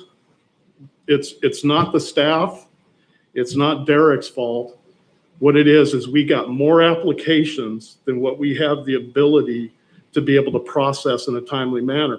And unfortunately, that means time is money. Time is money for contractors and developers. And right now, that's what he is asking for, is we are doing everything we can. We just need the board to understand that the budget is going to have to be looked at. We're going to have to come back with a request for more money for the budget. That doesn't necessarily mean it's going to impact there's going to be a huge impact on the current expense budget, because the building side of it is supposed to be fairly self-sustainable, meaning we get permit fees, we get built, for the building permits, and that should cover the cost. And so, but it still puts the budget completely out of whack. So Matt, before you get busy taking too much responsibility, I've been saying for a long time that this department is understaffed and needs resources. This board voted in a hiring freeze. You'll remember it was a 2-to-1 vote. I think the hiring freeze is inappropriate, and I think this is one of the best examples of why we need to be going through our different departments and finding out what the real need is. You can't do blanket freezes. You've got to go through each department. There are some that are doing fine. Carly's done a great job with hers. I don't think she needs any additional staff. She's not asking. But I would be quick to say, don't take too much blame here, because even if you had made a stink of it, it's this board that froze hiring. So you wouldn't have gotten people anyway. I don't believe that's true. If there's a need, I think we can reassess that and Are get him you, the help that he does need. are you suggesting we should lift the hiring freeze? Well, obviously, it sounds like he needs help. Great. I look forward to doing that. Thank you. So Matt, let me ask you a question. Yep. I know that you're the head of the Public Works Department, Correct. and you are the head of the Planning and Building Department. Do you think that you got too much on your platter? I don't believe I have too much on my platter. No, I leave the work. I don't interfere with the county road, the engineer. He has his duties. Those are statutorily required duties. And I provide him input and direction when it's needed. Derek comes with some expertise in planning, and I certainly respect his expertise and don't step out of my lane in that respect. His duties include the direct supervision of the staff in there, the board. Planning and building wasn't always under me. The board did that as How long have you been I the think, head of the planning and building? I think probably going on 3 years now. Okay. 3 years. Matt, how long in the department before that? How long? What's How long that? have you been in county public works total? 30. I'm working on my 32nd year in public works. Going to make it a career probably. Yes. I hope to retire from Franklin County. Well, we thank you for your time. I do appreciate. And I all do your think that efforts. we have got to reevaluate, and we've got to make this work because right now I'm getting more people calling me. Yes. I had another guy get a hold of me yesterday. He said he's got a building that's been on the ground since January and he can't get through the permit process. If we've got to bring some people in, but we need to have somebody that's going to take full responsibility for this department. And it's not fair to you servicing two departments and trying to make sure public works gets done right and hold you accountable for this if it's not working right. I think we need to find us a head person to put at planning and building that's going to take full responsibility. I think that with his leadership, he could probably get this office put together and running efficiently, because right now it's not. And it's because we have people that are not showing up, they're sick or whatever reason. We've got to have a means to get the work done. Well, this gentleman here, I believe, is the right person he is the planning and building director. I believe he is the right person. But again, it goes back to. Well, and he's brought us a plan. It goes back to staffing. If he's doing the daily work and not allowed to, doesn't have the ability, it's not being not allowed. He just does not have the ability because he's down in the weeds. He does not have the time to look at things from a higher altitude. And so he is the right guy. We just need to provide him with the help. And my job with him is to help him make sure that he has all the resources and support he needs to effectively do his job. So I believe we have the right individual here. I believe that wholeheartedly. I think the issue is he is actually spending a lot of his time reviewing building permits and trying to get them through the process, because you don't have the trained staff. He doesn't have the staff or the fully trained staff to be able to do that. So yeah, we deal with people going on vacations and I'm not afraid to get my hands dirty either. I have no problem going out and pounding hubs on a project if that's what's required of me. But to have to do that on a daily basis makes it very difficult to lead your department. And this is just one of those cases where I focused on trying to internalize, where we got people working overtime, as much as they're able to try to get this through. And we tried to internalize the issues that were going on and get it taken care of internally. And what I should have been doing is talking to Keith and then also talking to the board. And so that lack of communication, basically a cry for help, that absolutely is on me. That absolutely is on me. And I take responsibility for that. Well, again, Matt, I'm going to stop you there because you've expressed to me the need for resources. I've expressed it to this board. So the message has been delivered. I don't think there's anybody in the leadership of the county that can honestly claim that they didn't know that planning was short-staffed. I mean, I agree. We've talked about it during budget. I said it in last week's meeting. Yeah.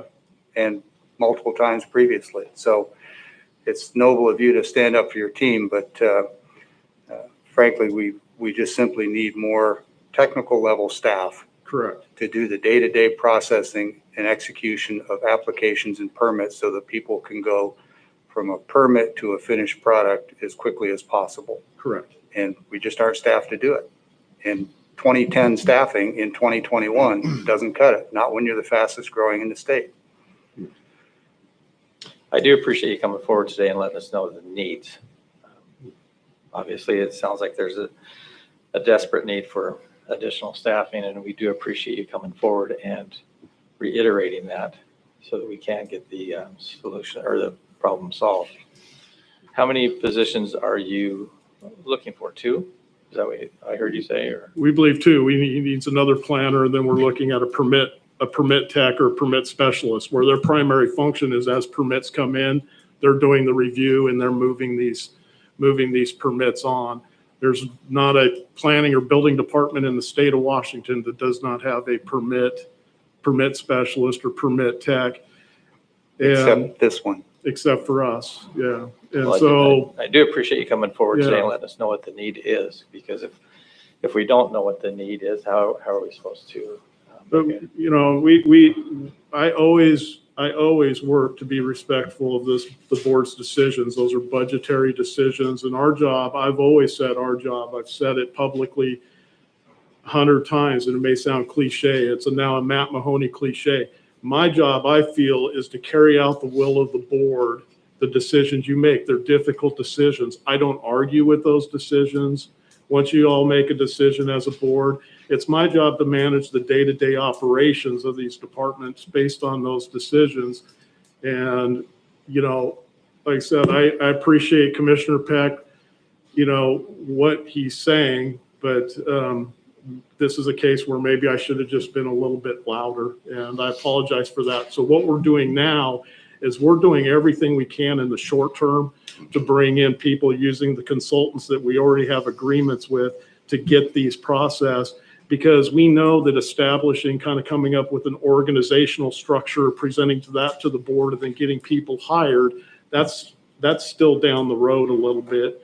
You just can't get people hired overnight. Planners are incredibly difficult to find. They're just not out there. And that's why we've seen a lot of our people going other places, including one of our last building inspector that left, went to our neighbor county. So we're losing the ones that we have. We got to work to keep the ones that we have. And it's going to take time to find another planner. I know how long it's taken to find the planners that we currently have. And so that the permit tech may be a little bit quicker. And that may be one that we, you know, if the board would like, we know that's a position we can work right away with Carly to get that job description done and get that out, and we might have success. But in the meantime, I think it's important for us to utilize the resources available, which includes, we're looking at the interlocal agency agreements that we have with other counties and the local cities to see if we can get some assistance from them. But we do have agreements with the building department, which does building inspections for us, and AHBL. And that person is going to be coming in tomorrow, and they're going to be focusing on trying to help staff get through these building permits. So Matt, what you're doing with AHBL and looking to hopefully hire people is exactly what I asked you to do in the meeting last week. And before this meeting is over today, I'm going to make a motion to lift the hiring freeze and to give authority for 2 positions in planning. We'll see how that goes. So Matt, with that, I would just like to say I appreciate you, because you are a great person to have at the Public Works. But it's time for us to move and have a head person at the planning department that's going to take full responsibility. And you said it earlier, that this is the guy. Yeah. So I say, before we hire, we make Derek in control of the planning and building, and we give him the help, and we let him get that office back in order and caught up. And we need to do that. We need the person in that office 100% of the time. Correct. And Derek is there 100. He's more there. I know he is, but he's not head of it. You are. Well, And I don't understand how this all got put into place, but I want you in Public Works because you're an incredible person, been there for a lot of years, but we need a planning and builder that's going to be a leader in the office 100% of the time. Correct. I think, if my memory serves me right, when this was done, it was done at a time where we were in between planning and building directors. We were in flux, and I believe Commissioner Peck stated at the time that he felt like this would be an interim for me to do that can be done at any time. And so absolutely, I believe wholeheartedly he is the right guy. He has the right staff in place. It could be structured either way. Yes. It'll cost more the way that's being proposed, but so be it.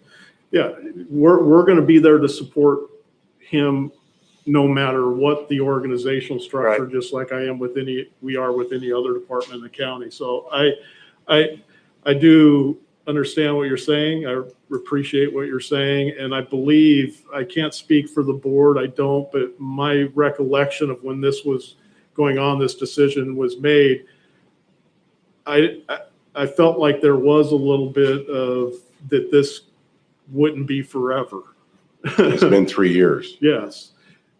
And so, you know, even at tough times, if his situation arose and I wasn't over there, I would be over there to help his staff get through it anyway. So that won't ever change. I'll always be there to support whatever department in this county needs our support. So And we've whatever seen the that. board decides in that, I like I said, I respect the board's decisions at every level, and I don't argue those decisions. And so I do what the board has appointed me to do. Well, we need somebody that we need there as a head person. That's what we're looking for, that they are in complete control of the planning and building. And that way, if it's not working right, it's on their shoulders. That's what we need. We need somebody that's going to take a hold of the reins and run that department successfully. So this is something that's been, you know, I think part of the problem is that Derek doesn't feel like he has complete control of the department, and let's give it to him. Let's see what he can do with it. So with that, we will work on this at a later Absolutely. date. I think there was a motion that was going to be made, but I think we need to work on the structure of the planning and building. Mr. Chairman, I move that we immediately lift the current hiring freeze put in place by this board, and that we authorize the planning department to move forward with hiring 2 individuals at the technician level, not a director, but I think we were given the need here, permit tech and a planner. Irrespective of what we do with the leadership of the office, we still need those bodies, and time is of the essence.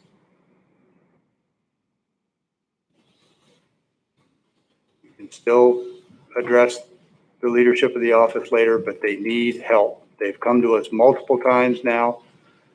They've verbally prostrated themselves on the floor to say it's my responsibility, when in fact it's not, it's ours. You've made a motion. We're waiting for a second. Okay? I'll second the motion with discussion. There's been a motion to Okay. lift the hiring freeze As the and maker to of the hire 2 motion, I'll techs. speak to it. I'm repeating the motion before discussion. That's part of Robert's Rules of Go- Order that you go ahead. adherently want to stick to. There's been a motion made to lift the hiring freeze and to hire a tech and a planner at the planning and building department. Discussion. As the maker of the motion, I speak first to it. Any kind of effective leadership requires careful listening. I've heard you guys loud and clear for a long time. I've been waving the flag. I've been pointing out that it is not your fault or shortcoming that we're a record-growing county, or that you've lost people to other counties who pay better. I've watched your staff work their hearts out to try and keep up with demand and serve constituents. I've watched constituents call board members and ask us to go and try and leverage and put pressure on the planning department. All of this is an outgrowth of the fact that we have failed to provide adequate resources for your department. And people may want to discuss or debate that, but the fact that you've got the same staffing as 2010 is what they call prima facie evidence. It's clear, it's obvious on its face. And so for this board not to approve these positions, in my view, would be a dereliction of duty and a gross disservice to the people of the county who we serve who are upset, excuse me, that this process is not moving along better. Now, if we think that it's not moving because we've got the wrong people, then that's a different discussion. I say things aren't moving along fast enough because we don't have enough people. And this board has the power to fix this right now, and that's what I'm asking them to do.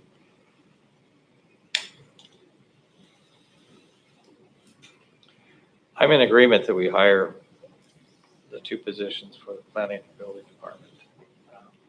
I guess my only question would be, as far as lifting the hiring freeze, what other positions is that going to release? I don't believe in hiring freezes because this board always has the authority and opportunity to have people come in and tell us what they need, and we can say, sorry, we can't accommodate that now. We always have that. We have a veto. We don't need a freeze. But what a hiring freeze does do is it keeps departments from coming in and telling us that they need help because they know there's a freeze in place and it feels like a waste of time. Well, I disagree. I think if there's a need, that they should come forward and let us know what it is. Well, I agree. I'm just saying that's what the behavior is. All right. That's what they're doing. They're Well, not we're coming. encouraging people to come forward. Let's remember why we put the hiring freeze in place is because we were locked in at a level where the businesses weren't even able to open and make the tax money to pay the bill. We put the hiring freeze in as a good faith gesture to the people of Franklin County that we weren't going to hire more people and put on the back of their tax dollars when they can't even earn the money to pay it. That's why we put the hiring freeze in. Now, Mr. Mahoney, I want to ask you this. If we hire these personnel and it comes into play that it hasn't fixed the remedy, are you going to take full responsibility for that? Yeah, absolutely. I take full responsibility for. I just my want to know department's that period. if we hire more people and it doesn't get remedied, I think we need to redo the structure and we need somebody to take full responsibility for that office and be in that office 100% of the time and run that team and make it efficient and effective for Franklin County. And I don't think you can do it running 2 different departments. You can't give it 100% of your Certainly, time. that's absolutely the board's decision. But what I want to clarify, even in the department that I've been running since 2012, under the board's direction, I don't run it without the board's direction, is people are going to call up and complain to the board. And we accept that, we understand that, but that doesn't mean that things aren't running effectively. We direct people if they have any issues to call the board. I mean, and so my question is every person that calls up and talks to the board and complains, is that being used against us? Because we want people to talk to you. We direct them to talk to you if they have issues, because some of the issues that they have are out of our control. They're in the control of this board. The other thing is we find it all the time. Like, there's a road, it's a gravel road. The individual calls me directly all the time that the road is rough. I go out there and drive it, call the county engineer. He goes and drives it. Commissioner Peck has received that same phone call from the same individual. I'm not going to give names. I'm not going to give the road. He's gone out there and drove it. It seems fine to them. They understand that the process of the squeaky wheel, because they want their road paved. And so that doesn't mean there's anything wrong with our blading operations or what it is we're doing or the fact we aren't being responsive, because I tell this individual the same time, I will go out and drive the road, and I do. So I just want it to be understood that this board is going to receive complaints from people. Don't like having to follow the building codes or the electrical codes or the fire codes. They don't like it. Our job is to get them through the process. So yeah, I agree that we need to do what we can to be effective and efficient on getting individuals through the process and getting them through in a timely manner. But at the end of the day, I hope the board understands that individuals are going to complain to the board. And we also tell them to do that. If you have an issue, call your board members. And so I don't want to. They are doing that. I hope That's hope the board doesn't believe that because they get complaints about an issue that all of a sudden you Well, that's know, not the, says that it's bad management. that's not the measure of the performance of the planning department. It's one of many indicators. And if we get an inordinate number of concerns expressed, then we should go and look at it and investigate and do what we're doing now. That's right. So I don't think, you know, if we add these two planners and it doesn't fix the problem, as I'm paraphrasing the chair, I think we add these positions because we know that this department is in high demand and we know that it's understaffed and it's the right thing to do. Okay, so that's not two planners. It's a permit tech and a planner. And Those are the, are they both going to be full-time employees? Okay, Yes. okay. And then I think we need to look at the structure of the planning department. So we have, if there is no more discussion, we have a motion and a second to lift the hiring freeze and to hire a permit tech and a planner at the planning and building department. So there is more discussion, Mr. Chairman. Okay. I want to be clear, everybody understands that the motion is to lift the hiring freeze and to authorize these two positions. So thank you.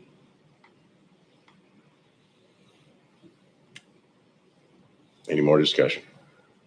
I'm in support of hiring the two people in your in your department. I mean, with the amount of growth that we have, we cannot hold businesses back. So I'm in a total agreement. Okay, there's been a motion to lift the hiring freeze and to hire a permit tech and a planner at the planning and building department. All in favor, say aye. Aye. Aye. Aye. Okay, with that, we'll move on to the next agenda item. Thank you. Thank you for coming in. And it looks like we're to public comment. Keith, is there anybody on the phone? I do have one caller on the phone, Mr. Chairman. They've been waiting a while. A little while. Let's let them go first.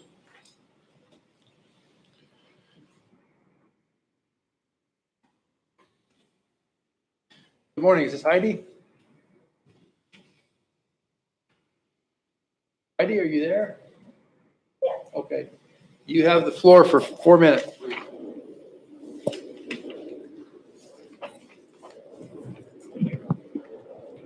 Please go ahead.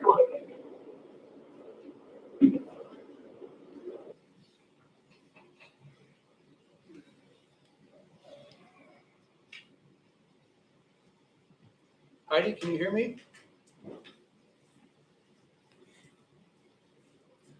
Looks like we lost her. Okay. Public comment in the room. Sheriff? Hey, Good morning. good morning. I want to go backwards to your discussion about the mental health facility that's underway. I want to encourage all of you as commissioners to go down and buy your significant others a hamburger at about 20th and Court Street on an evening, during the evening hours. And I want you to pay particular attention and just count people you perceive as homeless with some sort of mental issue in that block right there, and just count. And then take a vacation and head on over to Seattle, about Pike Street, and sit down and do the same thing. And this is our problem today, and that's our problem in the future if we don't address this issue in some form or fashion. And it comes down to services and how you apply those services to restore those type of people's issues and problems on the street corner. Without restoring that, what you have is you have crime, you have disorder, and you have a community that no longer feels safe because of that. And so I would encourage you, however you get the money or however you vote, that you do so in the best interest of public safety and in the best interest of our community. Thank you, Sheriff. Thank you. Are they on the phone? Not yet. Okay. Any other public comment? Morning, gentlemen. I really liked the reports. I like knowing what's going on in my county. I like the growth of knowledge and the cooperation that I've seen this morning. I have high compliments for all three of you. And I do pray for you very much. I did want to make a couple comments on some of the things that came up. The Civil Service Commission has become a very nimble machine. We are much faster than Benton in making sure the sheriff has viable candidates for inside promotion, as well as even BFOQs for people that speak Spanish or female officers, which are desperately needed.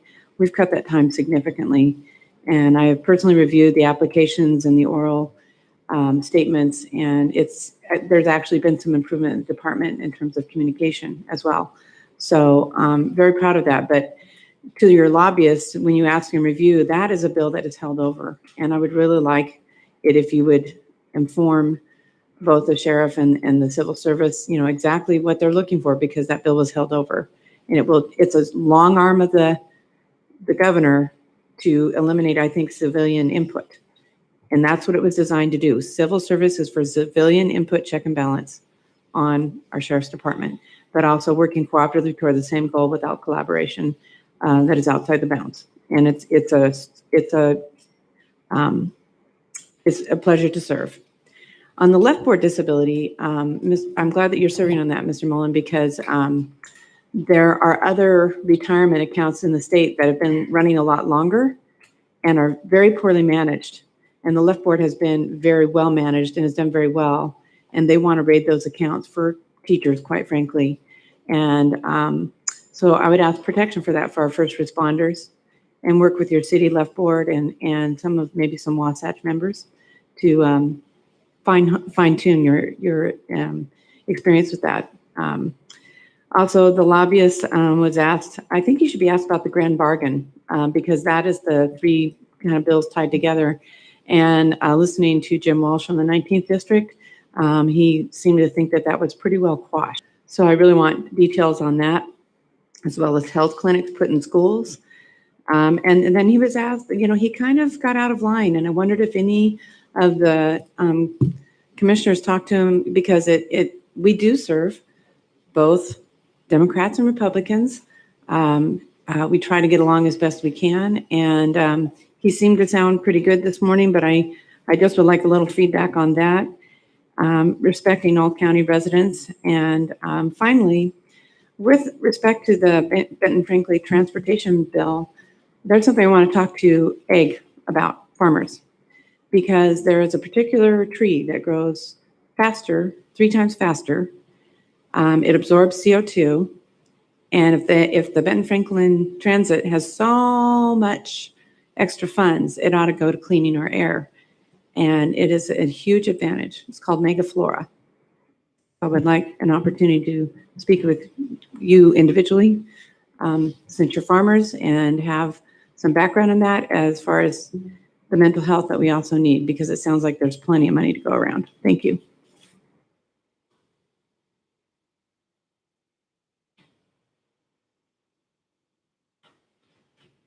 Good morning, commissioners. Mr. Peck, I really appreciated what you said about Penn Franklin Transit and some of the numbers that you looked at in the past. I've done something relatively similar, and it's amazing how when government puts restrictions on what we do as private business, how the private business figures out a way.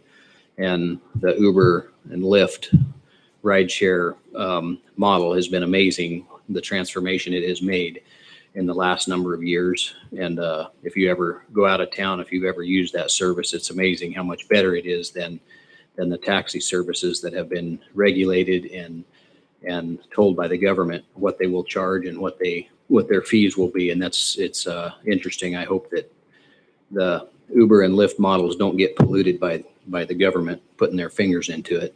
And I really think that we need to figure out a way to take a bunch of the funding out of Ben Franklin Transit. I'm sure that you've all done what I've done. You watch and you see the buses go by with very few riders on it. They have the ability to haul a lot of people, yet they run around with very few. And I think that really needs to be looked at. And I really appreciated what you said, Mr. Peck, about taking some of that funding and apply it to our mental health services. I really agree with what our sheriff said about you go down and spend evening hours and time in some of these areas of our town And we have a problem that we need to address, and it takes leadership to do that. And I think that you guys have somewhat have an agreement, are in agreement that we have a potential avenue there with some of your counterparts across the river. And I think that you should make a concerted effort to do that. I think that some of them across the river would maybe have some agreement there as well. And I think that there's a possibility of showing our community what leadership looks like in our mental health and the challenges we have in those areas. So please look into that. Speaking just a little bit to our planning staff and it was up here, Mr. Bratton and these two gentlemen that spoke a little bit earlier. Something that Mr. Bratton said I do not agree with, and I want to speak very, very strongly as somebody that works in this sector every single day, and I work with all of our local jurisdictions, and that goes from the city, county, state, and I'm very familiar with that. To not accept an application because it is incomplete is further complicating an issue. And I'll give you a very recent and specific example. I'm in the process of putting in an application to Franklin County, and because they will not allow me to submit an incomplete application, there's one piece of paper from the city of Pasco that I needed that makes no difference to this project for approximately 12 months. Yet, because of you name the excuses, COVID and all the other excuses that there is, I couldn't get this piece of paper from Pasco for about 3 weeks. So I couldn't submit an application. And in a lot of applications, you'll whether it's SEPA or whatever it is, when you submit it, you need to get the clock running, because you have to put out notices and so forth. And so to lose 3 weeks in a application process simply because I was waiting on a piece of paper that doesn't matter for potentially, 12 months down the road, I don't think is reasonable or acceptable to put that out there in something that I don't have control over. And I recognize that it's not reasonable to ask for a haphazard application process, but I think that there needs to be a reasonable, what's the word I'm looking for? A reasonable accommodation made to allow for an incomplete process when it's not critical to the path that is in the first portion. So I think that really needs to be looked at carefully. And I appreciate you lifting the hiring freeze and authorizing the assistants for them to hire more people. It does take people to go through the process, and we've been busy since 2010, and it's not that we're building up. It's not that we've been building up since 2010. We've been very busy since 2010, but we do need more staff to allow them to do what they do. And so I appreciate you recognizing that. Thank you. Thank you. Is there anybody on the phone, Keith? Anybody else, public comment? We got another public comment. It's one per public comment period. No? Okay, please come forward then. I left this off my list. I was trying to be very efficient. To Jim's comment, I came in here today. I've been watching what's going on federally and all the violence that's going on. I'm very concerned, and maybe this is already taken care of. I think you are on EMS, but I would like to have a review joint with our city and our other county partner across the river for our area. And I want our county residents to know the difference between really good civil disobedience. It's a good thing. And rioting, and the difference, and giving people a clear line. And if they step over that, what happens for our county? And if legal needs to be consulted, so be it. But we're not looking at a summer of love. And we're just a few hours from Portland. I'm not an alarmist, but I do definitely feel greater intensity that is probably going to be bearing down on interior counties. not just Portland and Seattle. So thank you. Okay. Nobody on the phone, Keith? No other public comment? Okay, we're gonna move on to the office business. Vouchers? Do we have any vouchers today? Yes, we do.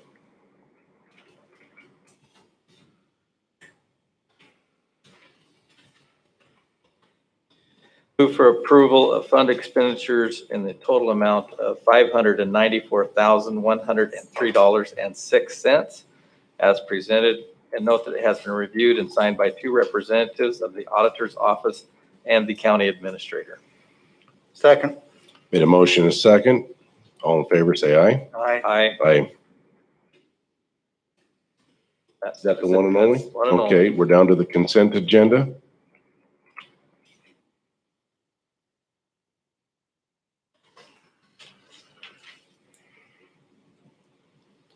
Move for approval of consent agendas 1 through 3.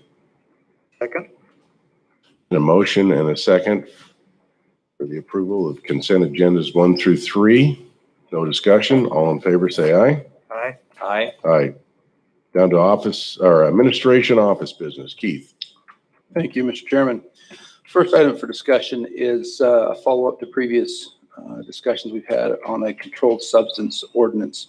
I quickly drafted, based on the discussion of the last meeting, modeled after what Grant County had done, and put that in your packets just kind of as review material, knowing that the legislature was attempting to address what's called the Blake decision that decriminalized the possession of narcotics. The sheriff has spoken eloquently about the need to have that as a law enforcement tool, and indicated again today some of the results of substance abuse that continues to be a problem in the community. The legislature did act. They did send a bill forward to the governor for signature that would continue to have possession as a misdemeanor. But it also required the prosecutor's office to divert first offenses to treatment.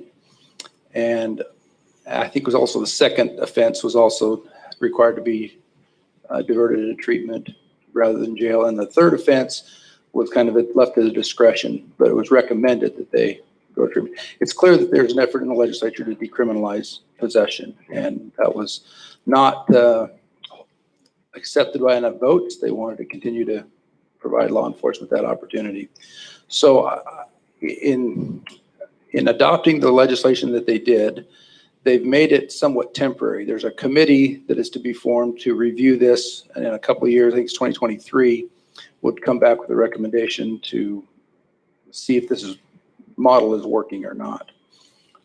So I think with the sheriff and prosecuting attorney here, they are the ones primarily responsible for enforcing this piece of legislation, so they may wish to speak. But I think it's premature for us to adopt the ordinance as presented, because it would be trumped by the action of the legislature.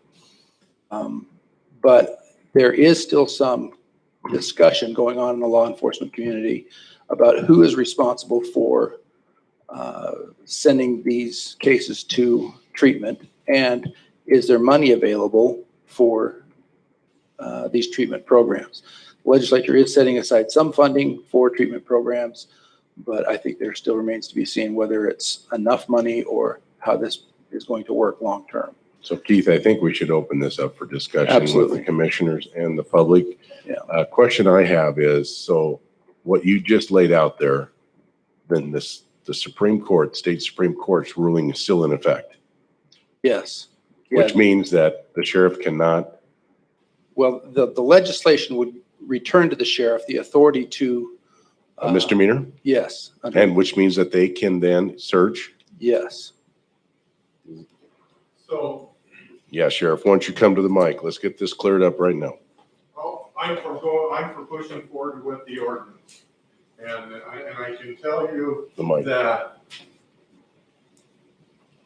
when you're talking misdemeanor type of crimes or incidents, entities, i.e. the county or the city, has the ability and the right to create an ordinance. So so long as it's not greater than, or it has to be equal to establish their own ordinance in order to do that. I guess the prosecutor would come out. Excuse come me, up and Sheriff, say did if you he's mean in to say greater disagreement. than or less than?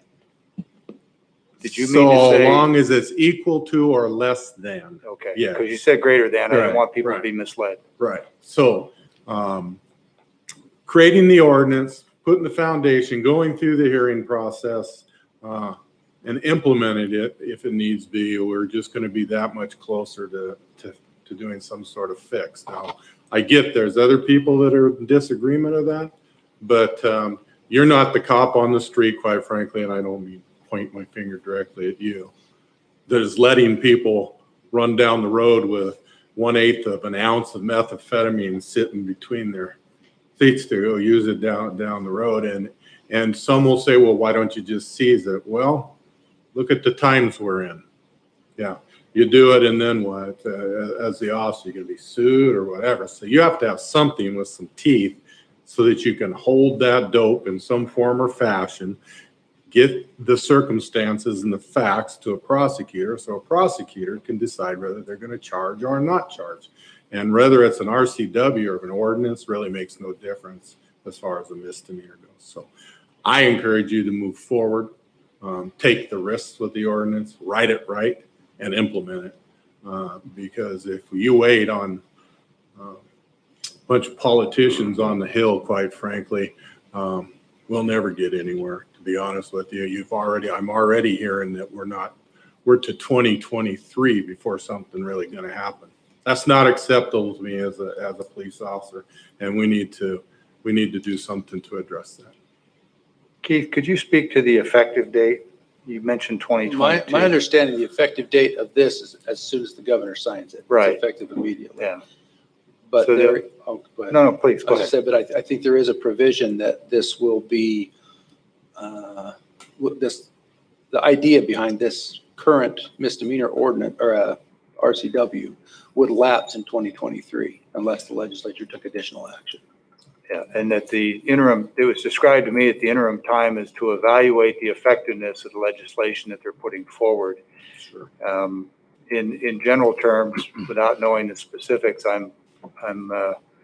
But at the end of the day, it is a misdemeanor that they're implementing, and you all have the authority to create an ordinance. So at the end of the day, what ordinance is in place and what your officers do is greatly impacted by the decisions made by the prosecutor, who may or may not choose to prosecute and may or may not be statutorily obligated to refer to treatment. So, Well, then he holds that ball, doesn't he? so that's right. And so as much as I was about to say a minute ago that I'm on board with you, I'm going to pull that back and say I'm mostly on board with you. I want to hear what the prosecutor has to say about the statute that was passed and the application and the tools that it provides you. I get where you're coming from, and we're generally on the same page, but Yeah. I need to know more. Right. Mr. Sand, please.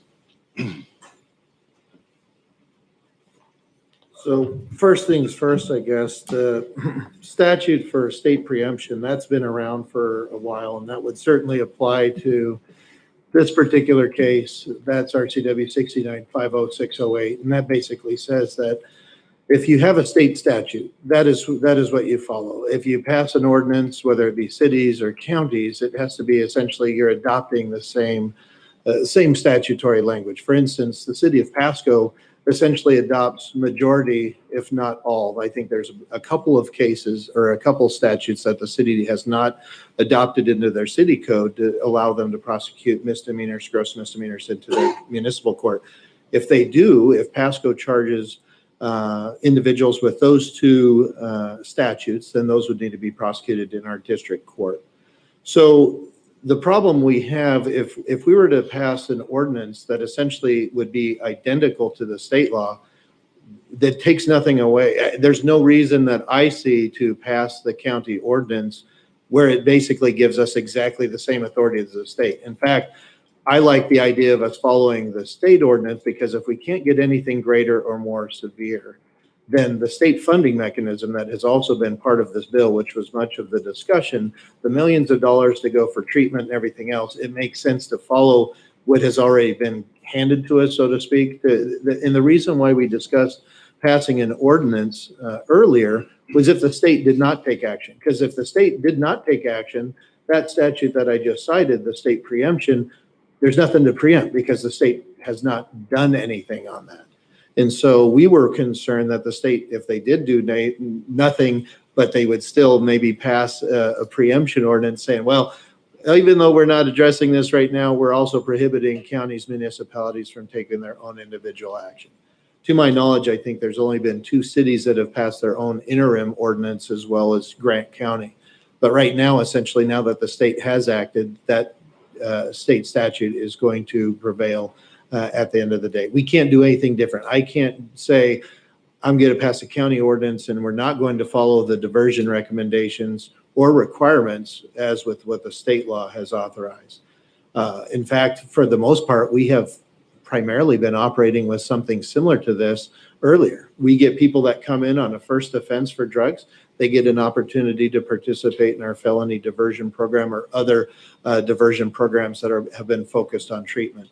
Still, there was a statutory arrest, and that's kind of the difference. Still, the question mark that we have right now is this require law enforcement to take an individual down to Lord's counseling for evaluation and in process, like we do for if a person is suspected to be suffering from a mental defect or a mental health disease or a mental health condition. They can take them for observation up to 12 hours to decide if they're going to go that route. Now, obviously, one of the things that we're looking at is, okay, if that's the case, then is Lord's on board? Is Lord's prepared for that? Does that really mean Lord's then is obligated, or we have to get some additional agreement? We still have the state funding question to look through and see. But I think what this bill does is it does give, as soon as the governor signs it, and we assume he will. We haven't received any indication that the governor would not sign it. This did contain an emergency provision, so it takes immediate effect upon signature of the governor. Of course, we don't have all the infrastructure in place. There has to be I forgot the term that they use, a recovery navigator, I think is a term. And that recovery navigator could be existing services like what is available through Lord's or other providers to be able to help navigate what kind of treatment this person might be needing, what kind of mental health treatment in addition. But we do have a mental health diversion program right now through Lord's that is operational, and that could absorb some of this as the interim. I've reached out to Gordon to try to follow up more with him and see what his thoughts are. Again, everybody is sorting through the statute and trying to figure out, okay. Mr. Stan, it's not mental health referral though, it's drug referral, right? Right, but what they have done is they have modified the same statutory language on the mental health diversion, and now they've included substance use disorder. So now that has been incorporated in with mental health services. In this statute? Or? Yes, in this newly passed statute. So Okay. they've modified, I think it's RCW 71 that addresses with So the statute that's just passed got broadened to include that as well. yes. I didn't catch that. Thank you. So it's passed the House and the Senate. Passed the House and Senate. It's got to be signed by the governor, That's correct. and you're assured that he's going to sign it. I would hate to Okay. predict anything of this That's governor. that response is good enough for me. So, what are the repercussions if we pass our own ordinance? Is there going to be anything that the state will withhold from us for mental health, for treatment for these people if we were to pass our own ordinance? I don't see it suiting any purpose Okay. other than inviting litigation and additional defense challenges saying, well, wait a minute, the county, are you wanting our deputies to enforce state law or sift out the difference between the state law and the county ordinance? If the county ordinance is going to be identical to the state law, which it should be, then it begs the question, what's the point? I want our county officers to protect the people from somebody driving down the road that is high on crack or high on whatever. Right. And without our own ordinance, and if the governor doesn't sign this, they will not be protected by our county officers. I want to assure that. Let me chime in here for a minute. So what he's talking about is he's talking about when it gets to the prosecutor. Right. Okay? What I'm talking about is the ability of deputies and officers, okay, when they come across that guy who's got the dope sitting between his seats, that he can reach in and take it, take the information, write the guy's name down and say, this is what happened, these are the circumstances. Not talking about whether you're arresting somebody or not, but to compile that information to provide to the prosecutor so he can make all these determinations where it's going to mental health or this or that. The officers need to be protected, and it can be done by an ordinance, so long as it's not more than. This is my whole point. And, you know, to be quite frankly, no disrespect, but what he's explaining to you is what happens after it gets to his desk, and he doesn't necessarily believe that he should be taking on what Pasco PD does. They should have their own ordinance, et cetera, because it's going to create a workload. And creating this ordinance and moving forward, in case this all falls apart, okay, it's about putting some authority back in the police officer's hand to go, no, you're not driving down the street with that dope. I'm taking that dope, I'm putting it into evidence, and I'm referring it. And then they can all figure out in the end whether a person's been convicted 1, 2, 3 times of possession or diverting, because all that information is there in the end. An ordinance like this is just simply giving the law enforcement officer a different avenue in order to take that substance and let other people with legal minds decide what the best thing to do. My whole point exactly. I want to give our officers the best opportunity to protect the public.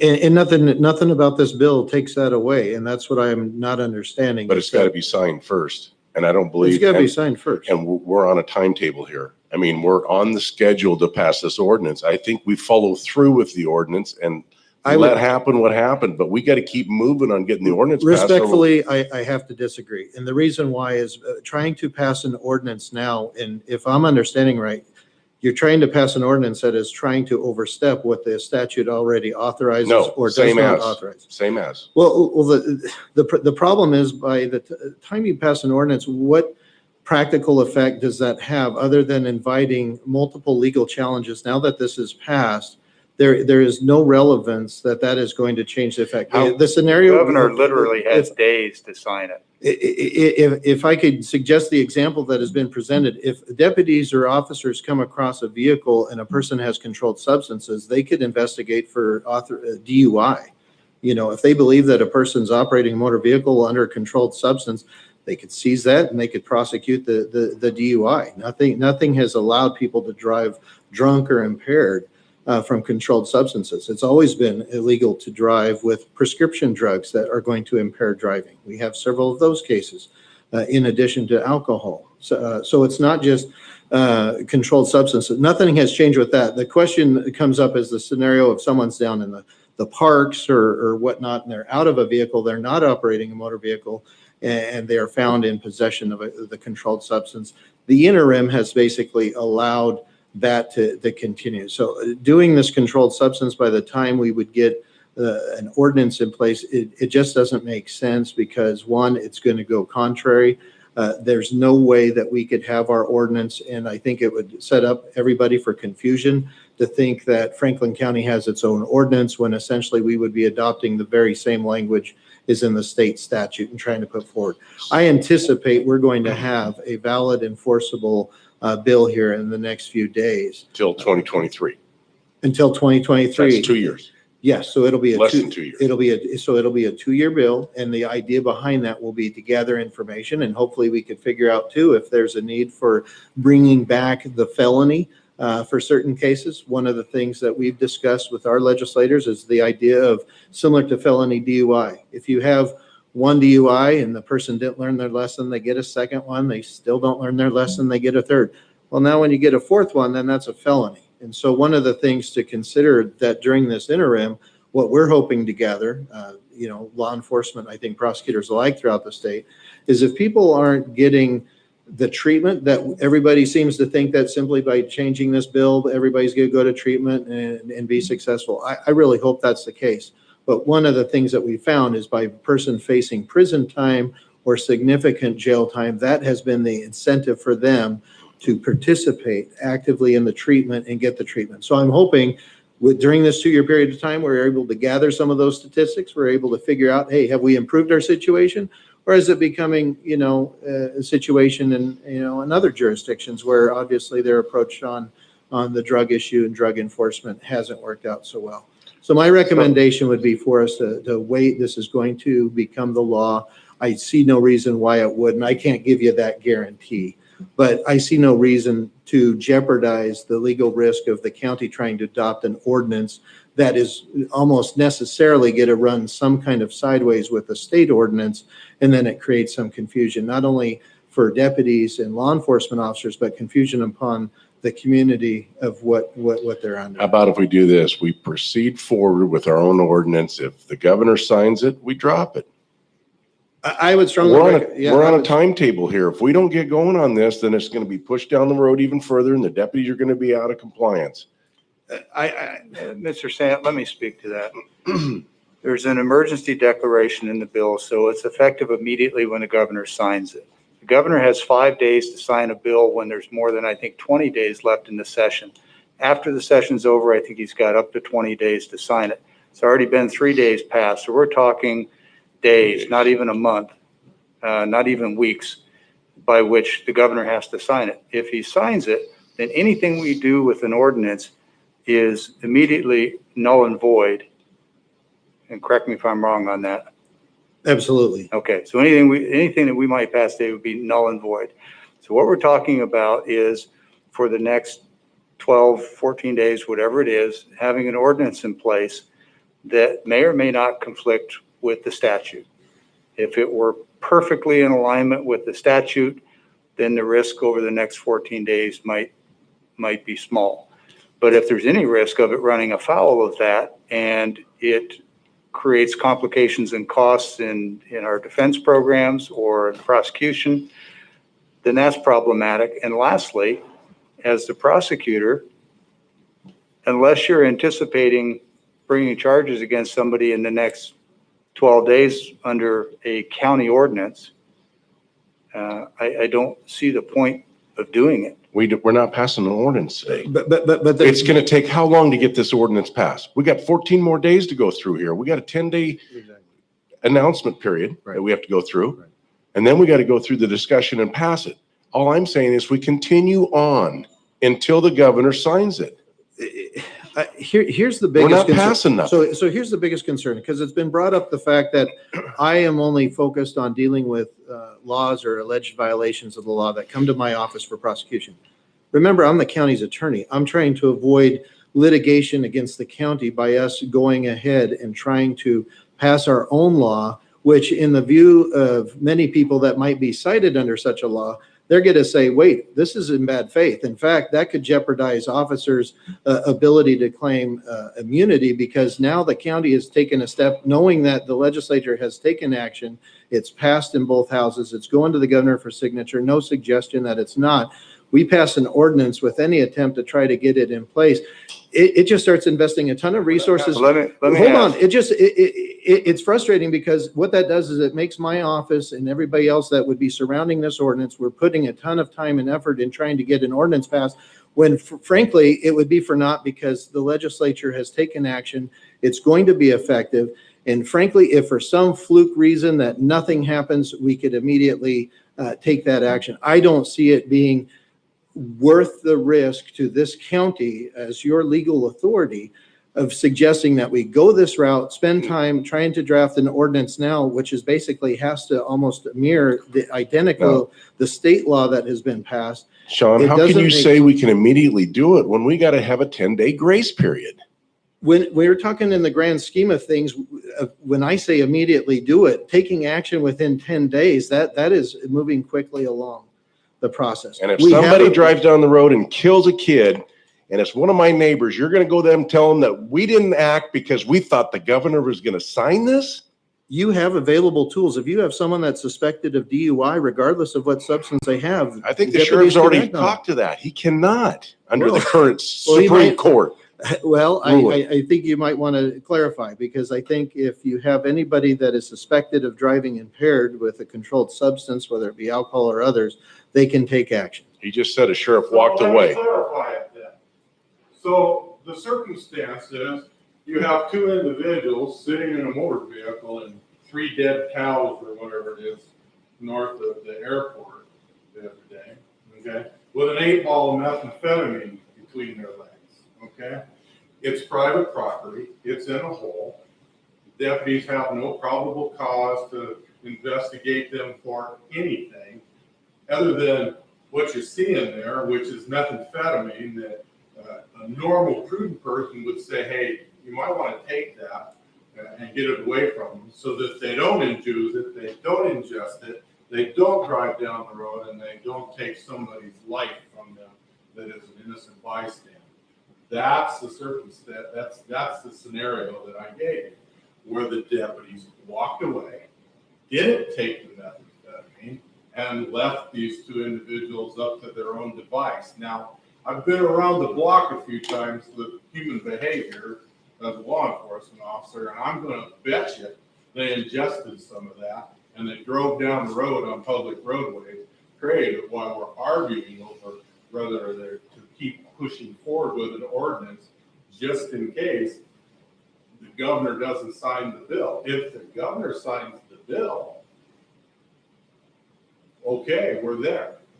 But the problem is if we just sit and wait for the governor and frankly attorneys to decide how it's going to be, then you are taking a tool away from a quicker tool for these law enforcement officers in this community to react to that in order to take that bill and remove it from a user's hand. And then after that, different story. You hand it over to the attorneys. They can decide whether they're going to charge them criminally or divert them through a mental health program or whatever. And those risks aren't that great.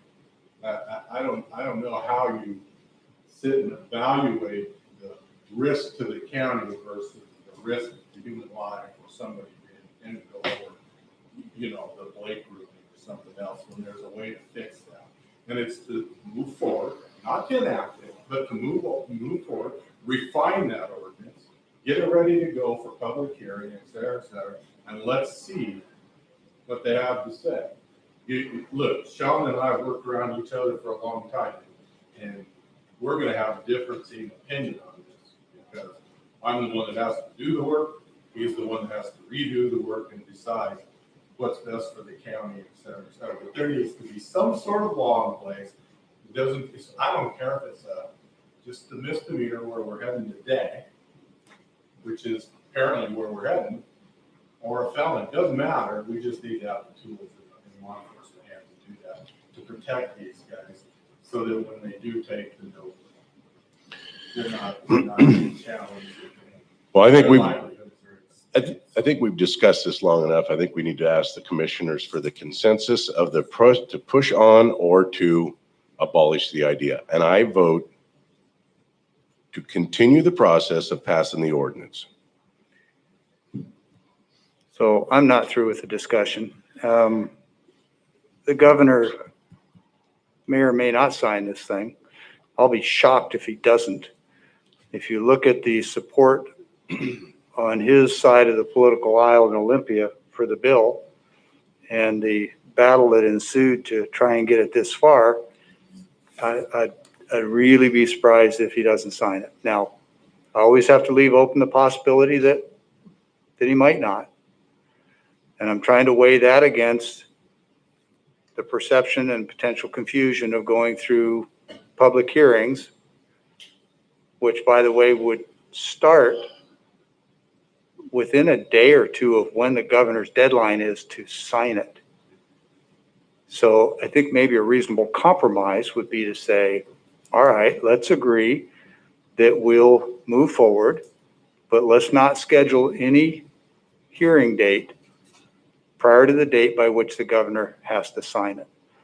That way, if the governor does sign it, then we've not lost a thing. If he doesn't sign it, then we've already got a hearing scheduled. But let's set the hearing date out there the day immediately following the governor's cutoff to sign it. Because the ordinance itself is going to have to be a mirror of the state statute as proposed, and ready to go for a hearing. And just because this isn't complicated enough already, in this state, the governor can veto portions of a bill too, under certain circumstances. So I don't know how that flexibility applies in this particular case, and I'm certainly not going to pretend that I do.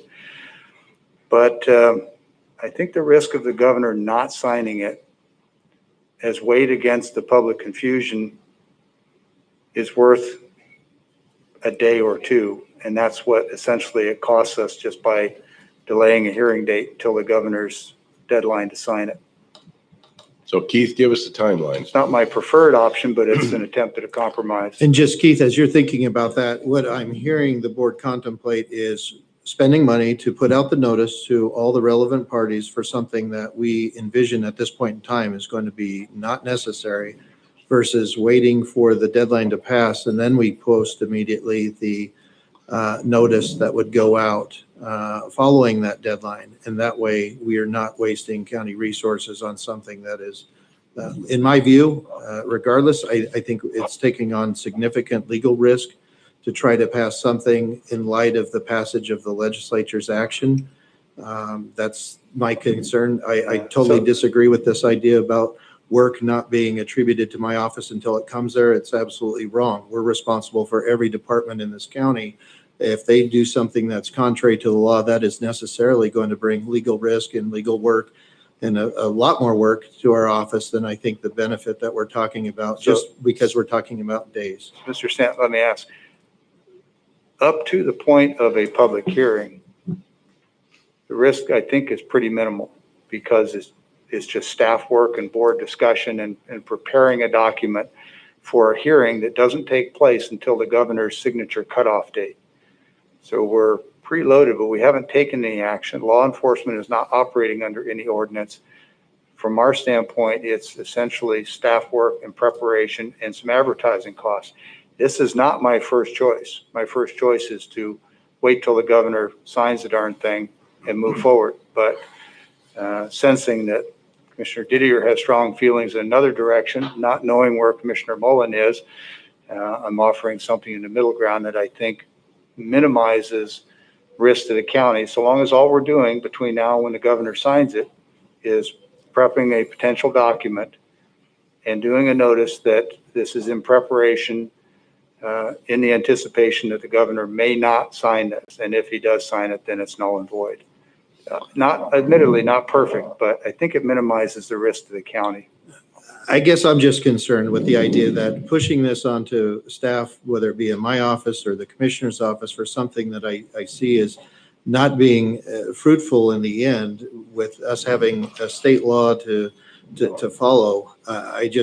That's my biggest concern, is me putting on additional work of staff that appears to be irrelevant for achieving anything that is going to benefit the safety of our citizens or benefit the county without putting us at grave risk. But I'll do whatever the commissioners want to do. Keith, can we get the timetable, please? I've asked for that timeline. I don't know exactly the governor's timetable for signing, but in terms of making a public announcement and holding a public hearing, we have the Franklin County Graphic as our official newspaper that we have to post in. Right. Based on their production schedule, the earliest we think we could have a public hearing on this would be the 18th of May. Which is 2 weeks away.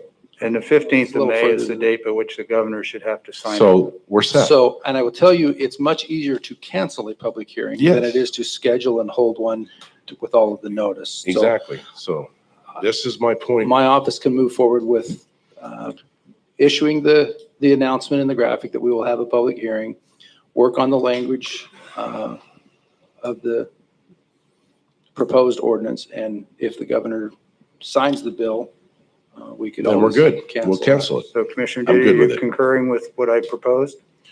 I believe I proposed it first, Commissioner Peck, but you Okay. do like to take credit, and I would like to give you the credit. If you No. so hardly want it, you can have it, but I think that's the best thing for the county, and we will, as long as we have Commissioner Mullen on board, I think we're good to go. I was just confirming that we were in agreement on something. Are I we? would like to know what Sheriff Raymond's thought is on it, because my support is going to go behind him in public safety. So there's still a pending question. Excuse me, Sheriff. Chairman? Yes. Hey, enough. I have the Sheriff, floor. just a minute. Stand there and tell me anything's enough, perhaps, so hold tight.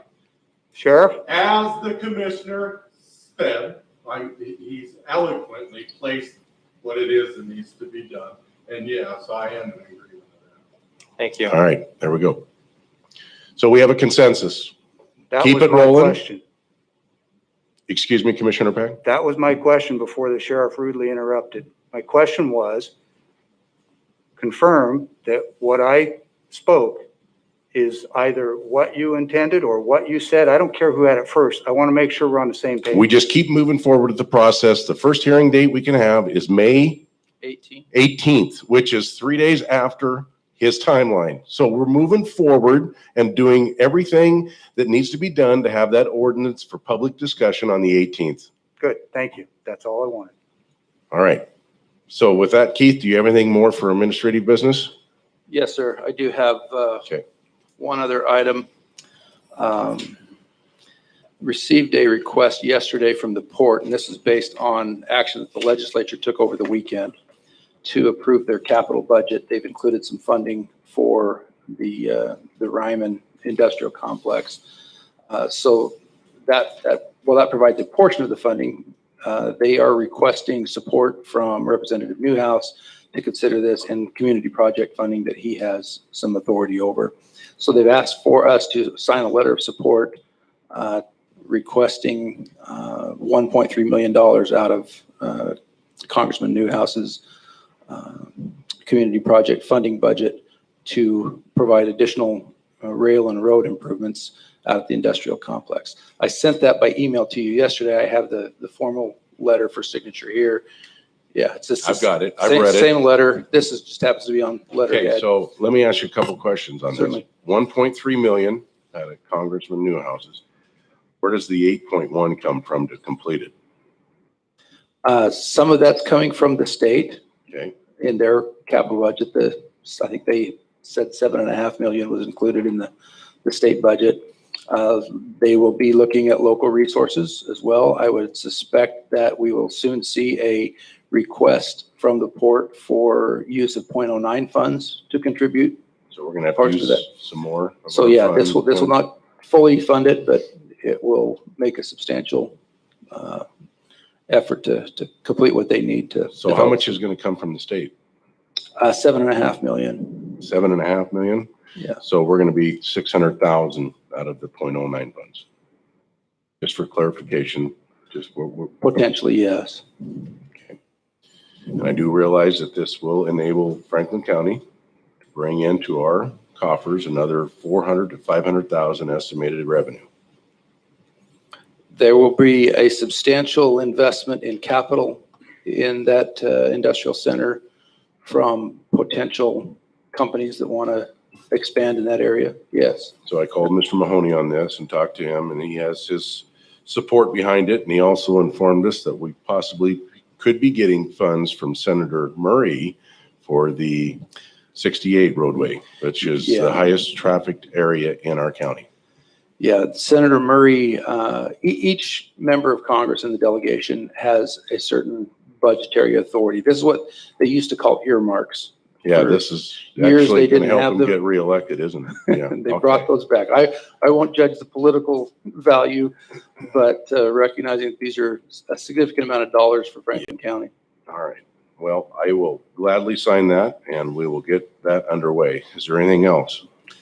I do have. Oh, I guess I should Perhaps ask the you should ask the consensus of board. the board to sign that. I've please. read the letter and I'm in complete compliance with signing it, yes. And I'm Commissioner. fine with it too. Okay, good. Right.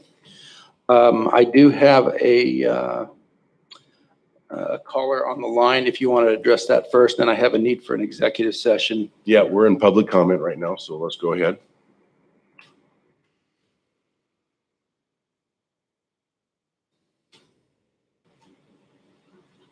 Mr. Toronto, is that you? Yes. Okay, you have the floor for 4 minutes, please. Okay, well, first I want to thank the commissioners for last week when they decided to support the first two amendments to the Bill of Rights. Thank you.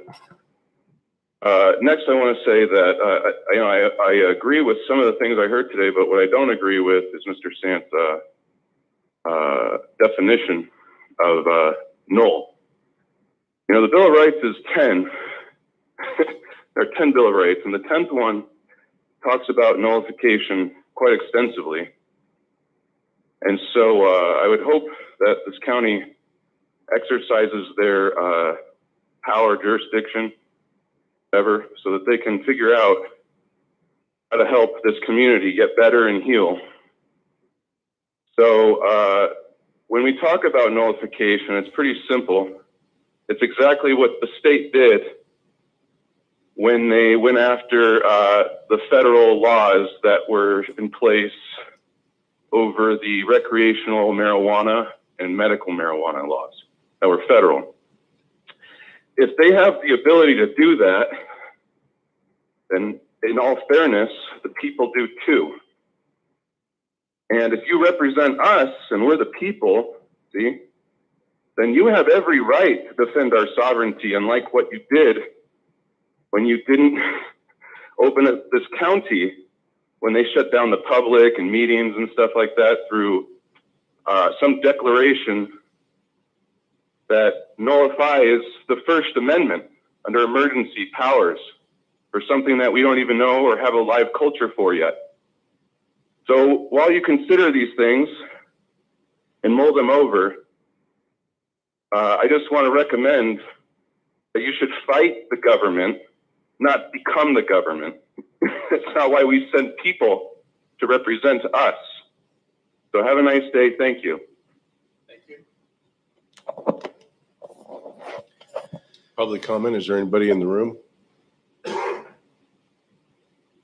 All right, seeing none. Keith, I think we can move into executive session. You want to give the number? Yes, I would request an executive session for up to 30 minutes under our RCW 42.30.110, paragraph 1I, to discuss with legal counsel matters of potential litigation, and would ask that the prosecuting attorney, Chief Civil Deputy Jen Johnson, and outside counsel be able to participate with the board, the clerk, and myself. Okay, with that, we'll move into executive session. Do we need to take a 5-minute recess? Anybody Might requesting? be a good idea to That might not be a bad idea first, just so we Get a can hold- get everybody on board. Okay, 5-minute recess, and we will reconvene in 5 minutes.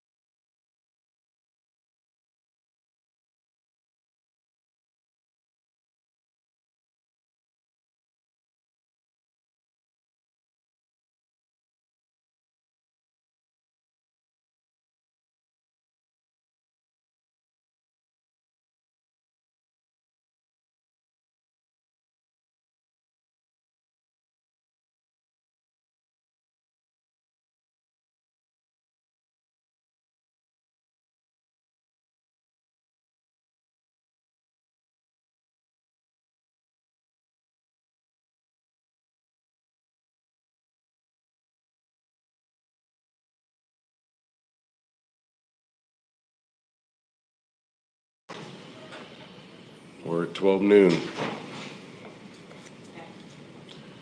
Okay, John, why don't you go ahead? Hold on. We are back, we're reconvening from our recess. 5 minutes recess, so we got to open the door. We got to open the door. No, I haven't done that yet.